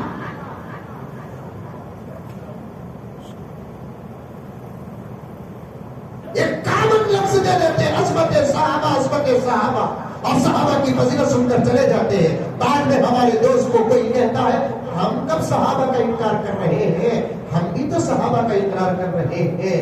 جو صحابی ہے اس کے صحابی ہونے پر ہم کو کوئی اختلاف نہیں ہے، یہ بول کر ہمارے نوجوان کو ٹھنڈا کرتا ہے. اب صرف یہ ایسا جملہ استعمال نہیں کرنا، حضرت ابو بکر صدیق رضی اللہ تعالیٰ عنہ کے نام کے ساتھ اجلاس ہونا، تاکہ معلوم ہوتا ہے ہماری نسلوں کو کہ یہ حضرت ابو بکر ہے کون، جن کو ایک مذہب کے لوگ کافر کہتے ہیں.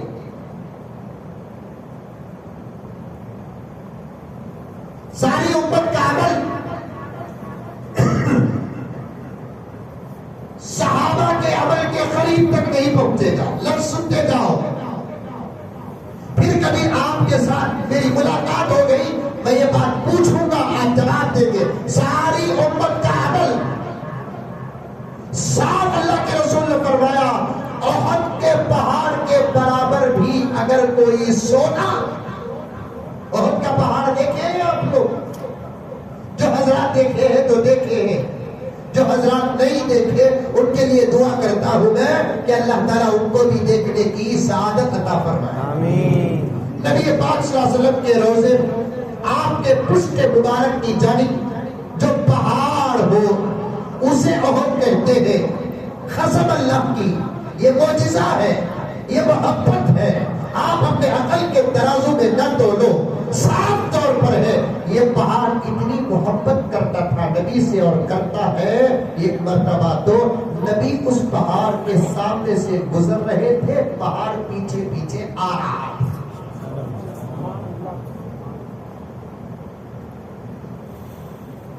انسان اور جنات کے علاوہ فرشتے تو جنت کے اندر رہنے والے حوران، حور وہ بھی جنت کے اندر رہنے والی مخلوق ہے. غلمان وہ بھی جنت کے اندر رہنے والی مخلوق ہے. فرشتے بھی جنت کے اندر رہنے والے ہیں. جہنم میں بھی اگر فرشتے ہو وہ سزا دینے کے کام میں رہیں گے، سزا پانے والے نہیں ہوں گے. صحابہ فرشتے عذاب سے پاک ہیں. اللہ تعالیٰ نے عجیب و غریب نورانی مخلوق بنائی ہے. جنت میں ایک مخلوق ہوگی پہلے سے حور، انشاءاللہ ہم سب کو ملے. انشاءاللہ. نوجوانوں سے زیادہ بوڑھے خوش ہو گئے. خوش ہونا سو اس لیے کہ جنت میں کوئی بوڑھا نہیں ہوگا. 21 یا 23 سال کا نوجوان ہوگا. جنت میں داڑھی بھی نہیں ہوگی. صرف حضرت موسیٰ و ہارون کو داڑھی ہوگی، اس کے علاوہ جنت میں کسی کو داڑھی نہیں ہوگی. 21 یا 23 سال کی جوان عمر ہوگی، 60 ہاتھ لمبے ہوں گے، جسامت عالی شان ہوگی. عورتوں کا انتظام ہے نہیں ہے؟ آج نہیں ہے. ابھی باہر امریکہ نہیں سن لیے تو جنت میں عورتوں سے زیادہ انشاءاللہ تعالی مرد خوبصورت ہوں گے. بولو ماشاء اللہ. انشاءاللہ. عجیب لوگ ہیں. عورتوں سے زیادہ کون خوبصورت ہوں گے؟ انشاءاللہ مرد میں سب خوبصورت رہیں گے. انشاءاللہ یہ کلر کا ڈفرنس نہیں رہے گا. کون کی کالا، کون کی ایک دم گورا، کون کی ساولا. عجیب چہرہ نورانی ہوگا، چودھری کی چاند کی طرح چہرہ چمکے گا. جنت میں پہلے ہی سے مخلوق ہے حور. غلمان خدمت کرنے والے نوجوان لڑکے، غلمان فرشتے. ان کے علاوہ جنت میں اپنے ایمان اور اعمال کو ساتھ لے کر جانے والی 2 ہی مخلوق ہوگی، ایک انسان ایک جنات. دوسری کوئی مخلوق کلی طور پر جنت میں نہیں جائے گی. کچھ چیزوں کو اللہ تعالیٰ جنت میں داخل کریں گے. اصحاب کہف کے کتے کو انسانی شکل دے کر داخل کریں گے. ایسے بہت ساری کچھ چیزیں ہیں، تفردات ہیں، اس پر علماء کی بحث ہوئی ہے، وہ آپ اپنے مولانا سے پوچھ لینا. احد پہاڑ کے بارے میں آتا ہے کہ انشاءاللہ تعالی نبی کی محبت کے خاطر یہ پہاڑ بھی جنت میں داخل ہوگا. بہت بڑا ہے پہاڑ. کئی مرتبہ اس حادث کو دیکھنے کی سعادت اور شرف حاصل ہے. بہت بڑا ہے پہاڑ. پیغمبر دو عالم صلی اللہ علیہ وسلم نے ارشاد فرمایا اگر کوئی صحابہ کے علاوہ تابعین سے لے کر اب تک، اب سے لے کر قیامت تک ابو بکر کی بات پر یہ باتیں پیش کر رہا ہوں، صحابہ کے بعد تابعین شروع ہوئے، تابعین سے لے کر اب تک، اب سے لے کر قیامت تک. توجہ چاہتا ہوں شریف صاحب، اگر کوئی آدمی یا پوری امت کا ہر فرد احد کے پہاڑ کے برابر سونا اللہ کے راہ میں خالص اللہ کے لیے صدقہ کیا ہو، جس کا صدقہ اللہ کو پسند آیا ہو اور قبول ہوا ہو، ایک لفظ بیکار نہیں. بعض لوگ صدقہ کرتے ہیں، چیز تو خرچ ہو جاتی ہے، بدلے میں ثواب نہیں ملتا، کیونکہ ان کا مقصد اللہ کو راضی کرنا نہیں. لیکن یہاں بات کیا ہے؟ شارحین حدیث نے صاف طور پر لکھا ہے صحابہ کے بعد تابعین سے لے کر اب تک، اب سے لے کر قیامت تک مومنین میں، کیونکہ کافرین کا کوئی عمل اللہ قبول نہیں کرتے. وَمَن يَبْتَغِ غَيْرَ الْإِسْلَامِ دِينًا فَلَن يُقْبَلَ مِنْهُ. دین اسلام کے علاوہ کسی چیز کو اگر کوئی آدمی پسند کرتا ہے اور اچھے کام کرتا ہے، قرآن کہتا ہے فَلَن يُقْبَلَ مِنْهُ، اس کا کوئی عمل اور اس کا ابتغاء، اس کا تلاش کرنا اور اس کا پسند کرنا اللہ کو پسند نہیں، قبول نہیں کرتے. مومنین میں تابعین سے لے کر قیامت تک یہ کہا ہے کیا ہر آدمی احد کے برابر سونا اللہ کی رضا کے لیے، سونا میرے بھائی، سونا سونا پہاڑ کے وزن کے برابر. آج اگر کسی میری آپا، میری بہن، میرے بھائی کے پاس 10 تولے سونا، 20 تولے سونا ہو جائے، مرد بھی دکھاتا ہے، عورت بھی دکھاتی ہے. مرد دکھاتا ہے ناجائز ہے، پہننا ہی ناجائز ہے. عورتیں تو اس سونے کو دکھانے کے بہانے اپنے جسم کے سونے سے زیادہ قیمتی چیزیں دکھانے پر مجبور ہو جاتی ہیں. گلے میں اتنا قیمتی ہار 10 تولے کا ڈالتی ہے، اس کا مقصد ہوتا ہے کہ میرے گلے کا 10 تولے کا سونے کا ہار. یہ پورا ماحول دیکھے، جس ماحول میں مرد بھی ہے، عورت بھی ہے. عورتیں تو عورت کے کچھ حصے دیکھ سکتی ہے، کچھ حصے عورتوں کو بھی عورت کے دیکھنا جائز نہیں، لیکن مرد کو تو غیر عورت کا کوئی حصہ دیکھ نہیں سکتے. یہاں تک کہ فقہا نے لکھا ہے کہ غیر عورت کے ٹوٹے ہوئے بالوں پر بھی غیر مرد کی نظر پڑنا جائز نہیں ہے. اتنی شرم حیدرآباد میں ہے، اتنی شرم تلنگانہ میں ہے، اتنی شرم کرناٹک میں ہے، اتنی شرم پورے ہندوستان میں. میری مسلمان ماں اور بہنوں کے اندر ٹوٹے ہوئے بالوں پر غیر مرد کی نظر پڑ نہیں سکتی. حضرت سے پوچھو، مولانا سے پوچھو، مولانا سے پوچھو، جتنے علماء بیٹھے پوچھو. فقہاء و محدثین نے سور الانسان، سور الآدمی، اس پر بڑی بحثیں کی ہے. علامہ طحاوی تو ایک زبردست بات پانا ہے. مرد اگر کسی گلاس میں جھوٹا پانی پی کر آدھا گلاس پانی چھوڑتا ہے، وہ پانی دوسرا پی سکتا ہے کہ نہیں پی سکتا ہے؟ اللہ ہمارے نبی کے اس امت کے فقہاء کو جزائے خیر عطا فرمائے. کہاں تک لے کر آئے؟ کئی اقوال ہے، اس میں سے ایک قول یہ ہے کہ اگر موصوف ایک گلاس میں پانی پی کر آدھا گلاس پانی چھوڑتے ہیں، وہ آدھا گلاس جھوٹا پانی دوسرے مسلمان کو پینا جائز ہے۔ شور الانسانی شفاء، مسلمان کا جھوٹا شفا ہے، حدیث نہیں قول میں دلیل ہے۔ لیکن اگر کوئی عورت ایک گلاس میں سے آدھا گلاس پانی پی کر چھوڑتی ہے،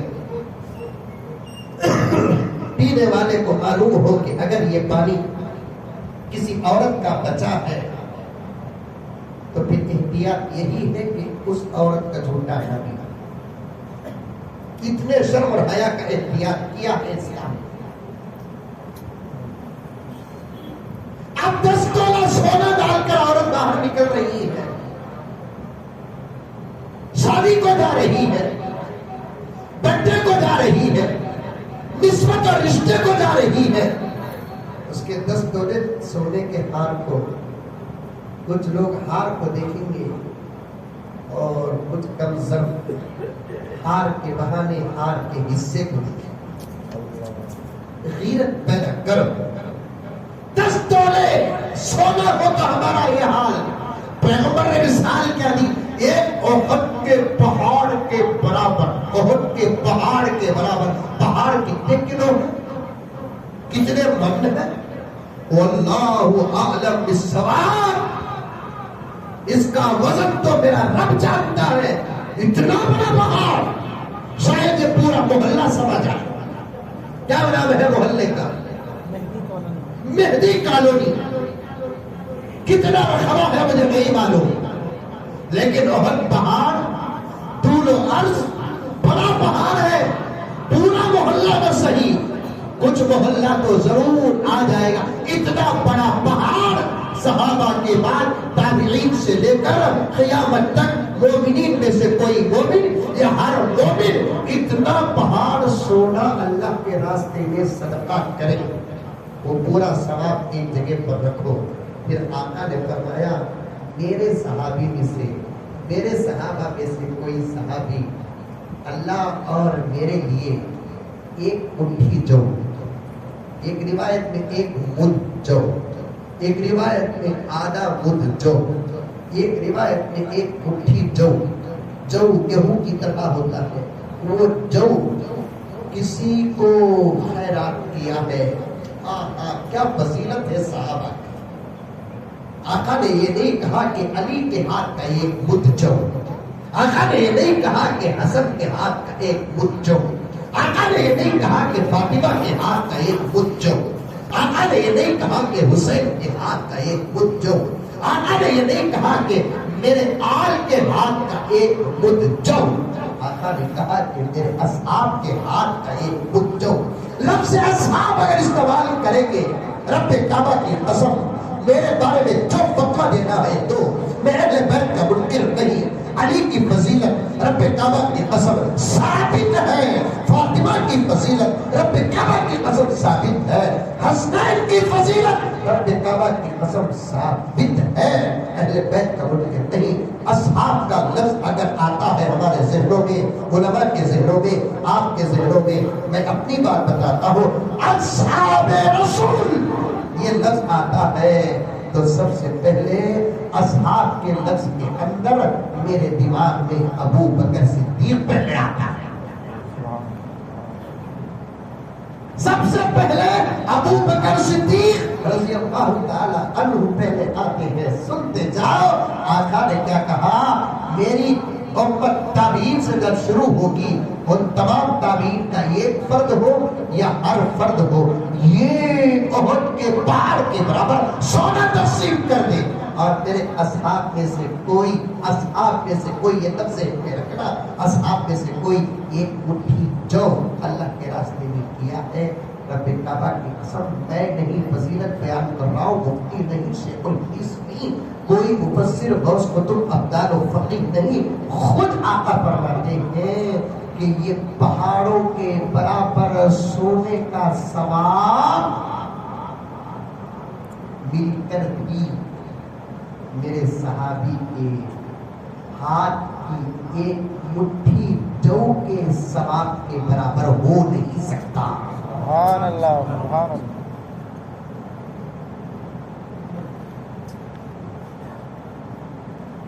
ایک مرتبہ حضرت عمر رضی اللہ تعالی عنہ کی خلافت کا دور تھا. کچھ اصحاب بیٹھ کر حضرت عمر کی فضیلت بیان کر رہے تھے. اچانک ایک عجیب سی بحث شروع ہو گئی. کسی نے کہا کہ عمر کا کیا کہنا، تو کسی نے کہا ابو بکر کا کیا کہنا. مجلس میں حضرت عمر نہیں تھے. کسی غلام نے جا کر کہہ دیا امیر المؤمنین صحابہ میں بڑے مزے کی بحث ہو رہی ہے، کوئی آپ کے گن گا رہا ہے تو کوئی ابو بکر کی گیت پڑھ رہا ہے. حضرت عمر ایسے اٹھے کہ شاید کوئی بڑا حادثہ ہو گیا یا ہونے والا ہے. واقعے میں لکھا ہے کہ حضرت عمر رضی اللہ تعالی عنہ ایسے اٹھ کر دوڑ کر مجلس کی طرف آنے لگے. مختصر سی مسافت میں کئی جگہ پر حضرت عمر ٹھوکر کھا کر گرنے کے قریب ہو گئے. چہرے پہ پریشانی کے آثار تھے. مجلس میں شریک ہو گئے.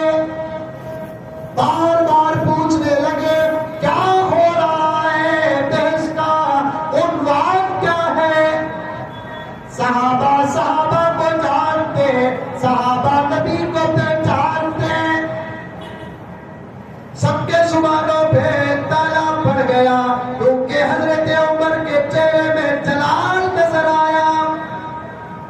خود حضرت عمر نے کہا ابھی میرے کان میں یہ بات پہنچی ہے کہ تم میرے اور ابو بکر کے درمیان میں فضائل بیان کر رہے تھے. آج کے بعد اگر کوئی مجھے ابو بکر سے زیادہ ترجیح و فضیلت دے گا، حضرت عمر فرماتے ہیں میں اسے کوڑے لگاؤں گا.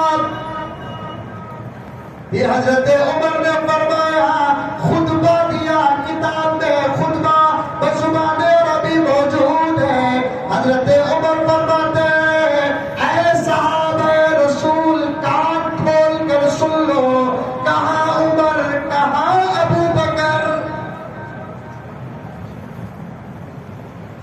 کہاں عمر کہاں ابو بکر. اے صحابہ کان کھول کر سن لو، عمر کا پورا خاندان، تم اور تمہارا پورا خاندان، ابو بکر کے علاوہ پورے صحابہ مل کر بھی اپنی فضیلتوں کو، اپنی نمازوں کو، اپنے روزوں کو، اپنی زکات کو، اپنے عمروں کو، اپنے حج کو، اپنی تلاوت کو، اپنے خشوع کو، اپنے خوف کو، اپنے شوق کو، اپنی تمام عبادتوں کو جمع کر لے.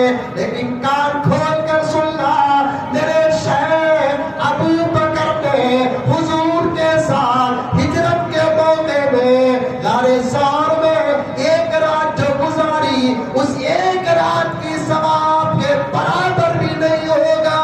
سبحان اللہ سبحان اللہ. فضیلتیں سنو. بھوگنے والے بھوگتے ہیں، ہمیں شک کیوں پیدا ہوتا ہے. بولنے والے بولتے ہیں، ہمیں تردد کیوں ہوتا ہے. پہاڑ کی طرف کتا بھوگتا ہے، پہاڑ کے بلندیوں میں، اس کی جسامت میں، اس کے قید و بند میں کوئی فرق نہیں آتا. اگر کوئی ابو بکر کے بارے میں کہے، عمر کے بارے میں، ذرا سوچو تو صحیح، ذرا عقل سے واسطہ ہو، علم سے واسطہ ہو تو کچھ نہیں کہے گا. علم تو ہے نہیں، عقل بھی نہیں. کہتے ہیں کہ حضور کے بعد ابو بکر کافر ہو گئے، حضور کے بعد عمر کافر ہو گئے، حضور کے بعد عثمان کافر ہو گئے. ایک سوال کا جواب مجھے دو میرے دوستو. میرے پیغمبر کیا شان والے، میرے پیغمبر کیا آن والے، میرے پیغمبر کا مقام کیا ہے، یہ تو سارے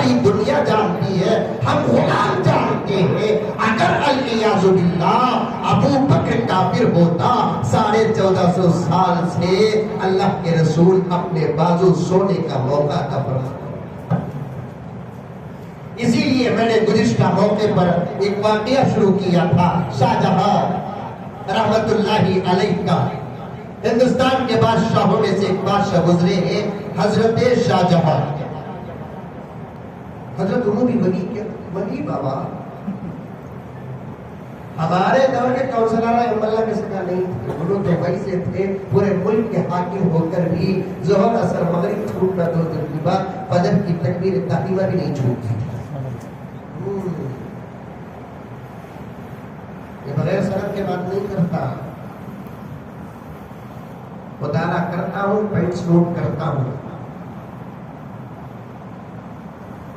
اسی لیے میں کہتا ہوں محبت میں اگر کوئی بابر, ہمایوں, شاہ جہاں, اورنگزیب کہتا ہے جائز ہے, کیونکہ الفاظ کے تسلسل میں نام لینا ہی ہے تو ہمارے ان بڑوں کا ادب کے ساتھ نام لینا.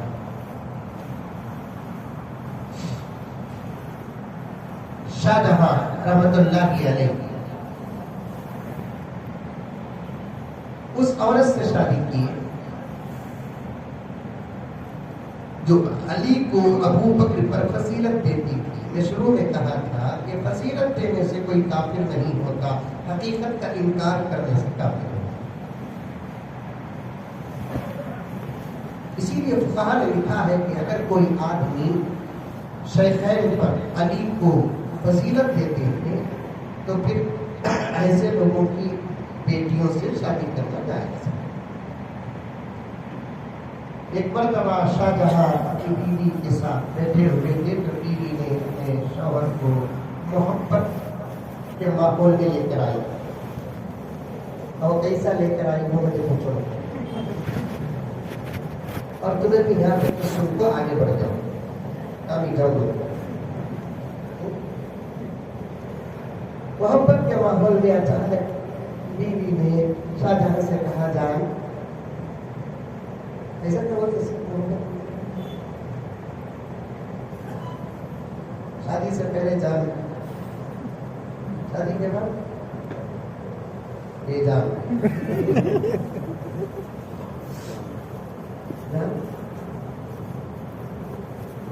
تمہیں مجھے محبت کرتے ہیں.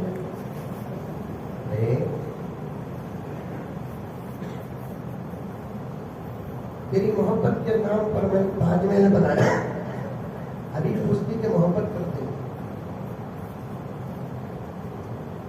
تو بیوی نے ایک حملہ کیا, جب مجھے محبت کرتے ہو تو پھر میرا مذہب اختیار کیوں نہیں کرتے. محبت کے ماحول میں ایسا ٹیک لگا کر بیوی پر پڑا ہوا تھا بادشاہ وقت.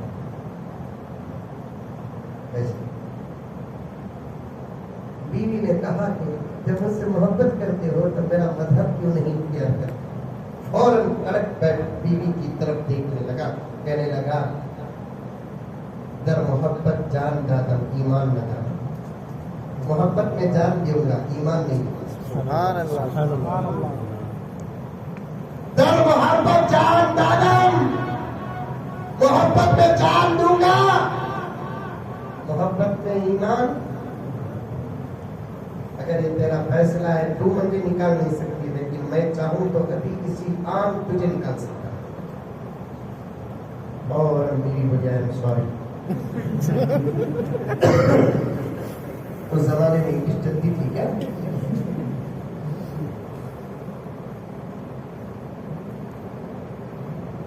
لیکن بیوی کے دل میں شرط تھی, کسی نہ کسی طریقے سے اس ملک کے بادشاہ کو میرے مذہب پر لے کر دیا. اچانک ایک مرتبہ کیا کر دی, بادشاہ سے کہنے لگی عالم بنا ایک مناظرہ ہو جائے اہل سنت والجماعت کا اور ہمارے مذہب کے لوگوں کا. تمہارے علماء کو بھی تم بلا لو, ہمارے علماء کو بھی ہم بلا لیں. شاہ جہاں نے کہا کہ میں تیار ہوں. اب ان کے مضبوط علماء ہندوستان میں نہیں تھے، انہوں نے ایران کو خط لکھا، وہاں کے علماء کو کہا کہ ایک جماعت مناظرین کی ہندوستان آ کر یہاں کے علماء سے علی حضور کے بازو ابو بکر کے سونے کی فضیلت بیان کر رہا، ایک جماعت مناظرین و ذاکرین کی تیار کر کے ہندوستان بھیجو تاکہ یہاں کے علماء اہل سنت والجماعت عاشقان ابو بکر و عمر و عثمان و صحابہ سے مناظرہ کریں، لیکن شرط یہ ہے کہ وہ جماعت دلی کے راستے سے آگرہ نہ پہنچے، لاہور کے راستے سے آگرہ پہنچے، کیونکہ اس زمانے میں لاہور بھی ہندوستان میں داخل تھا۔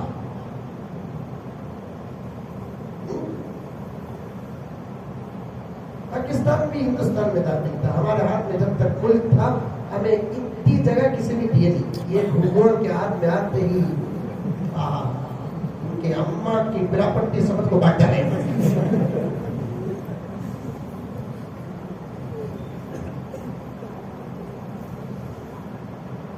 دلی کے راستے سے نہیں آنا، وہ مناظرین و ذاکرین لاہور کے راستے سے آنا۔ حضرات علماء بیٹھے میرے عمر کے تو ان سے گزارش کرتا ہوں آپ تاریخ پڑھو، دلی میں اس دور میں علماء کی کثرت تھی، لاہور میں اولیاء و صوفیہ کی کثرت تھی، ایک ایک علاقہ ایک ایک نام سے مشہور ہو جاتا ہے، اور اولیاء و صوفیہ ہے نا یہ مناظرے جھگڑے گڑے میں پڑتے نہیں، اور علماء جھگڑے کو چھوڑتے نہیں۔ کیا مولانا بات صحیح ہے؟ کیونکہ ہم کو مدرسے میں اول دوم سوم چاروں سے لے کو بخاری اور حفظ تک پڑھنے کے دور میں مغرب کے بعد ہمارا ایک حلقہ جمتا، اس حلقے کا نام تکرار بول کر ہوتا ہے، وہ تکرار کی عادت ایسی پڑتی پوری زندگی وہ تکرار ہی چلتی، اور اس تکرار میں ہمارے سے کوئی جیتتا نہیں، دلی مسئلیت رہی تو ہمیں خاموش رہتے تھے، ورنہ ہمارے منہ کو گوند بھی لگا پانی بھی پیتا نہیں ہوتا۔ تکرار کر کو پالا پالا پالو پالا پالا تھا پالنا پالتا پالتو پالتو پالتو نہ پالتو نہ پالتو پالتو کہاں بھی بولے سو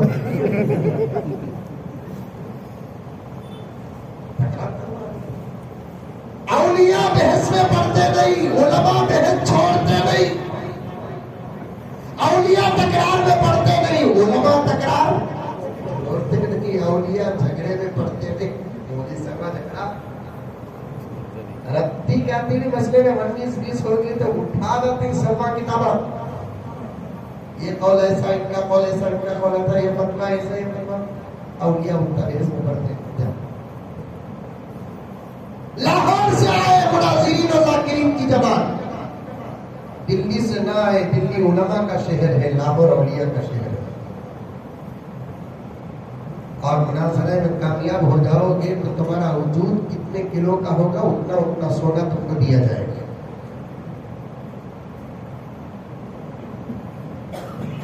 اب ایک جماعت لاہور سے آ رہی ہے، لاہور کی جامع مسجد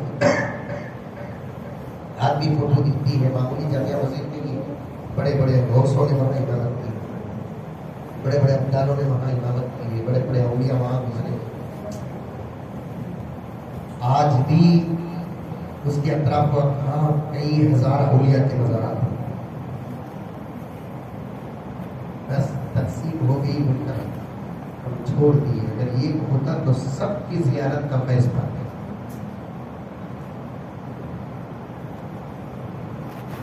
آپ ہم کو جانے کی بھی ضرورت نہیں، جانا تو دور کی بات کے سوچتے بھی نہیں، لیکن پھر بھی یہ ڈھوبو اور ہوتے انہیں ان کے قدر۔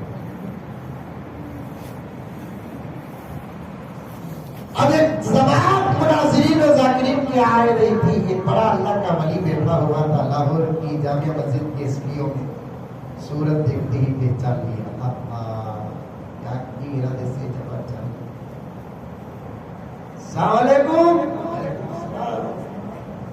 اور دور جانے بھی دکھا نہیں، رستے میں کون بھی کیا بھی بات کرے تو بات کرنا نہیں۔ السلام السلام، ارے آپ بھائی بڑے اچھے نظر آ رہے ہیں آپ لوگ، ذرا آؤ۔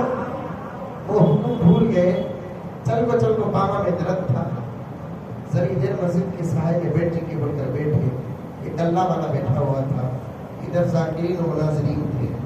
اللہ والا فوراً پہچان لیا یہ کہیں جا رہے ہیں، کسی مقصد سے جا رہے ہیں۔ اللہ والوں کے اندر اللہ تعالیٰ کشف عطا کرتے ہیں، فوراً پوچھنے لگے کہاں جا رہے ہیں؟ آگرہ جا رہے ہیں۔ کیا کام ہے؟ فضیلت حسین ثابت کرنے کے لیے جا رہا ہوں۔ حضرت حسین میرے نبی کے نواسے، میں بارہا کہتا ہوں کہ ابھی اختلاف نہیں، آج آج رسول۔ تو ولی نے کہا ذرا ہم کو بھی فضیلت سنائیے۔ تو ذاکر و مناظر نے کہا کہ ہمارا حسین فضیلت والا کہ اس کے قبر سے 40 ہاتھ دور کسی کی قبر ہو، اس کی فضیلت سے اس کی مغفرت ہو۔ یہ بول رہا ہوں ان کی طرف سے کتنا صحیح کتنا غلط مجھے نہیں معلوم، خالی نقل کروں گا۔ تو اللہ والے جو تھے اور سبحان اللہ آپ کی طرح بولو اور بولو اور بولو۔ پھر ذاکر و مناظر نے کہا ہمارا حسین اتنی فضیلت والا ہے، حسین کی مرقد اور قبر مبارک سے 4 کلومیٹر دور بھی اگر کسی کی قبر ہو، حسین کی فضیلت سے اس کی مغفرت ہے۔ سبحان اللہ سبحان اللہ۔ اور بیان کرو۔ ذاکر اور مناظر خوش ہو گیا، ارے بھائی یہیں سے میں کامیاب ہوتا نظر آ رہا ہوں۔ ہمارا حسین اتنا فضیلت والا ہے کہ حسین کی قبر مبارک اور مرقد مبارک سے 40 کلومیٹر دور بھی اگر کسی کی قبر ہو تو حسین کی فضیلت سے اس کی مغفرت کی۔ سبحان اللہ سبحان اللہ۔ اب ولی نے پوچھا ذرا یہ تو بتاؤ کہ یہ فضیلت ذاتی حسین کی ہے، یہ نانا کی نسبت کا اثر ہے؟ سمجھ میں آ رہا ہے؟ یہ فضیلت حسین کی ہے ذاتی یا نانا کی نسبت کا اثر ہے؟ تو پھر ذاکر و مناظر نے کہا کہ بھائی حضرت محمد مصطفیٰ صلی اللہ علیہ وسلم کی نسبت کا اثر ہے حسین کو، جو 40 میل دور بھی کوئی دفن ہو جائے تو اس کی مغفرت ہو جائے۔ تو ولی کامل نے کہا کہ احمق، حضور کی نسبت لے کو جو خبر میں ہے، اس کی قبر سے 40 میل دور کسی کی قبر ہو تو اس کی مغفرت ہو جائے، ڈائریکٹ جس کے اندر فضیلت ہو اس کے بازو جو سو رہا ہے وہ کافر کیسے ہو سکتا ہے؟ سبحان اللہ۔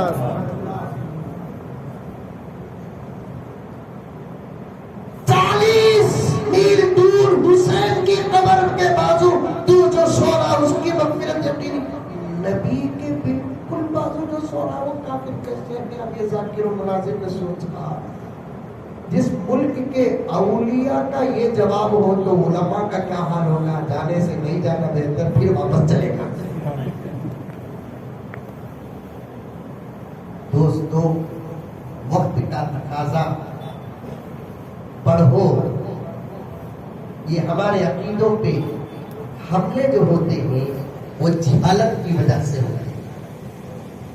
اتنے بڑے ہو گئے الحمدللہ، زندگی کے اتنے سالوں کا ہم نے سفر طے کر لیا، لیکن اب تک نہیں معلوم کہ اولیاء کا مقام کیا ہے، فقہاء کا مقام کیا ہے، محدثین کا مقام کیا ہے، مفسرین کا مقام کیا ہے، صحابہ کا مقام کیا ہے، انبیاء کا مقام کیا ہے، کس کی کیا فضیلت ہے ہم کو نہیں معلوم۔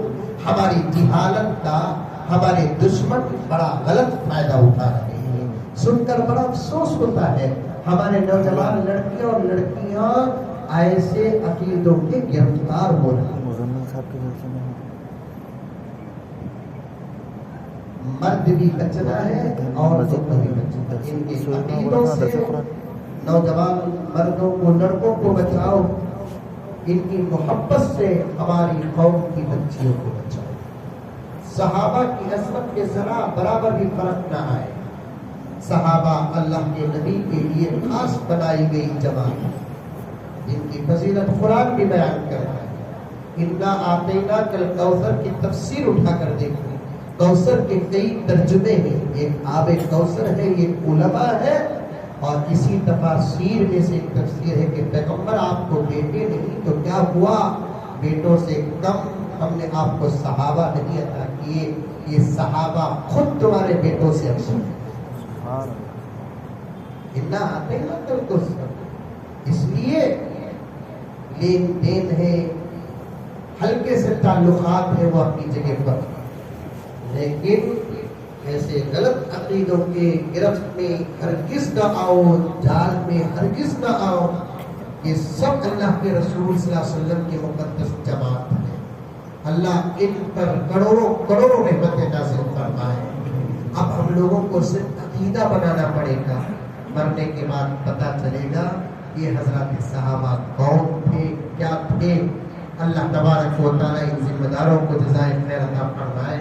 اپنے بچوں کی طرح آپ کے عقیدوں کی ایمان کی فکر کرتی، ورنہ ان کی بھی مصروفیت سب چڑھ کر بول رہی ہے، تقاضے کے پیچھے بھی لگے ہوئے ہیں. اپنے تقاضوں اور مصروفیت کو اپنی جگہ پر رکھ کر ہمارے عقیدوں کے پیچھے پڑے ہیں. کہیں ہمارے عقیدے خراب نہ ہو جائے اور ہمارے عقیدے ایسے نہ ہو جائے کہ ہم یہ سمجھتے رہے کہ ہم مسلمان ہیں. عقیدے خراب ہونے کی وجہ سے اللہ کی ڈیری میں اسلام سے ہمارا نام خارج ہو جائے. اللہ ہم تمام کی حفاظت فرمائے، پوری امت کی حفاظت فرمائے، ہمارے آل اولاد و نسل فصل کی حفاظت فرمائے. آمین ثم آمین. وآخر دعوانا ان الحمد للہ.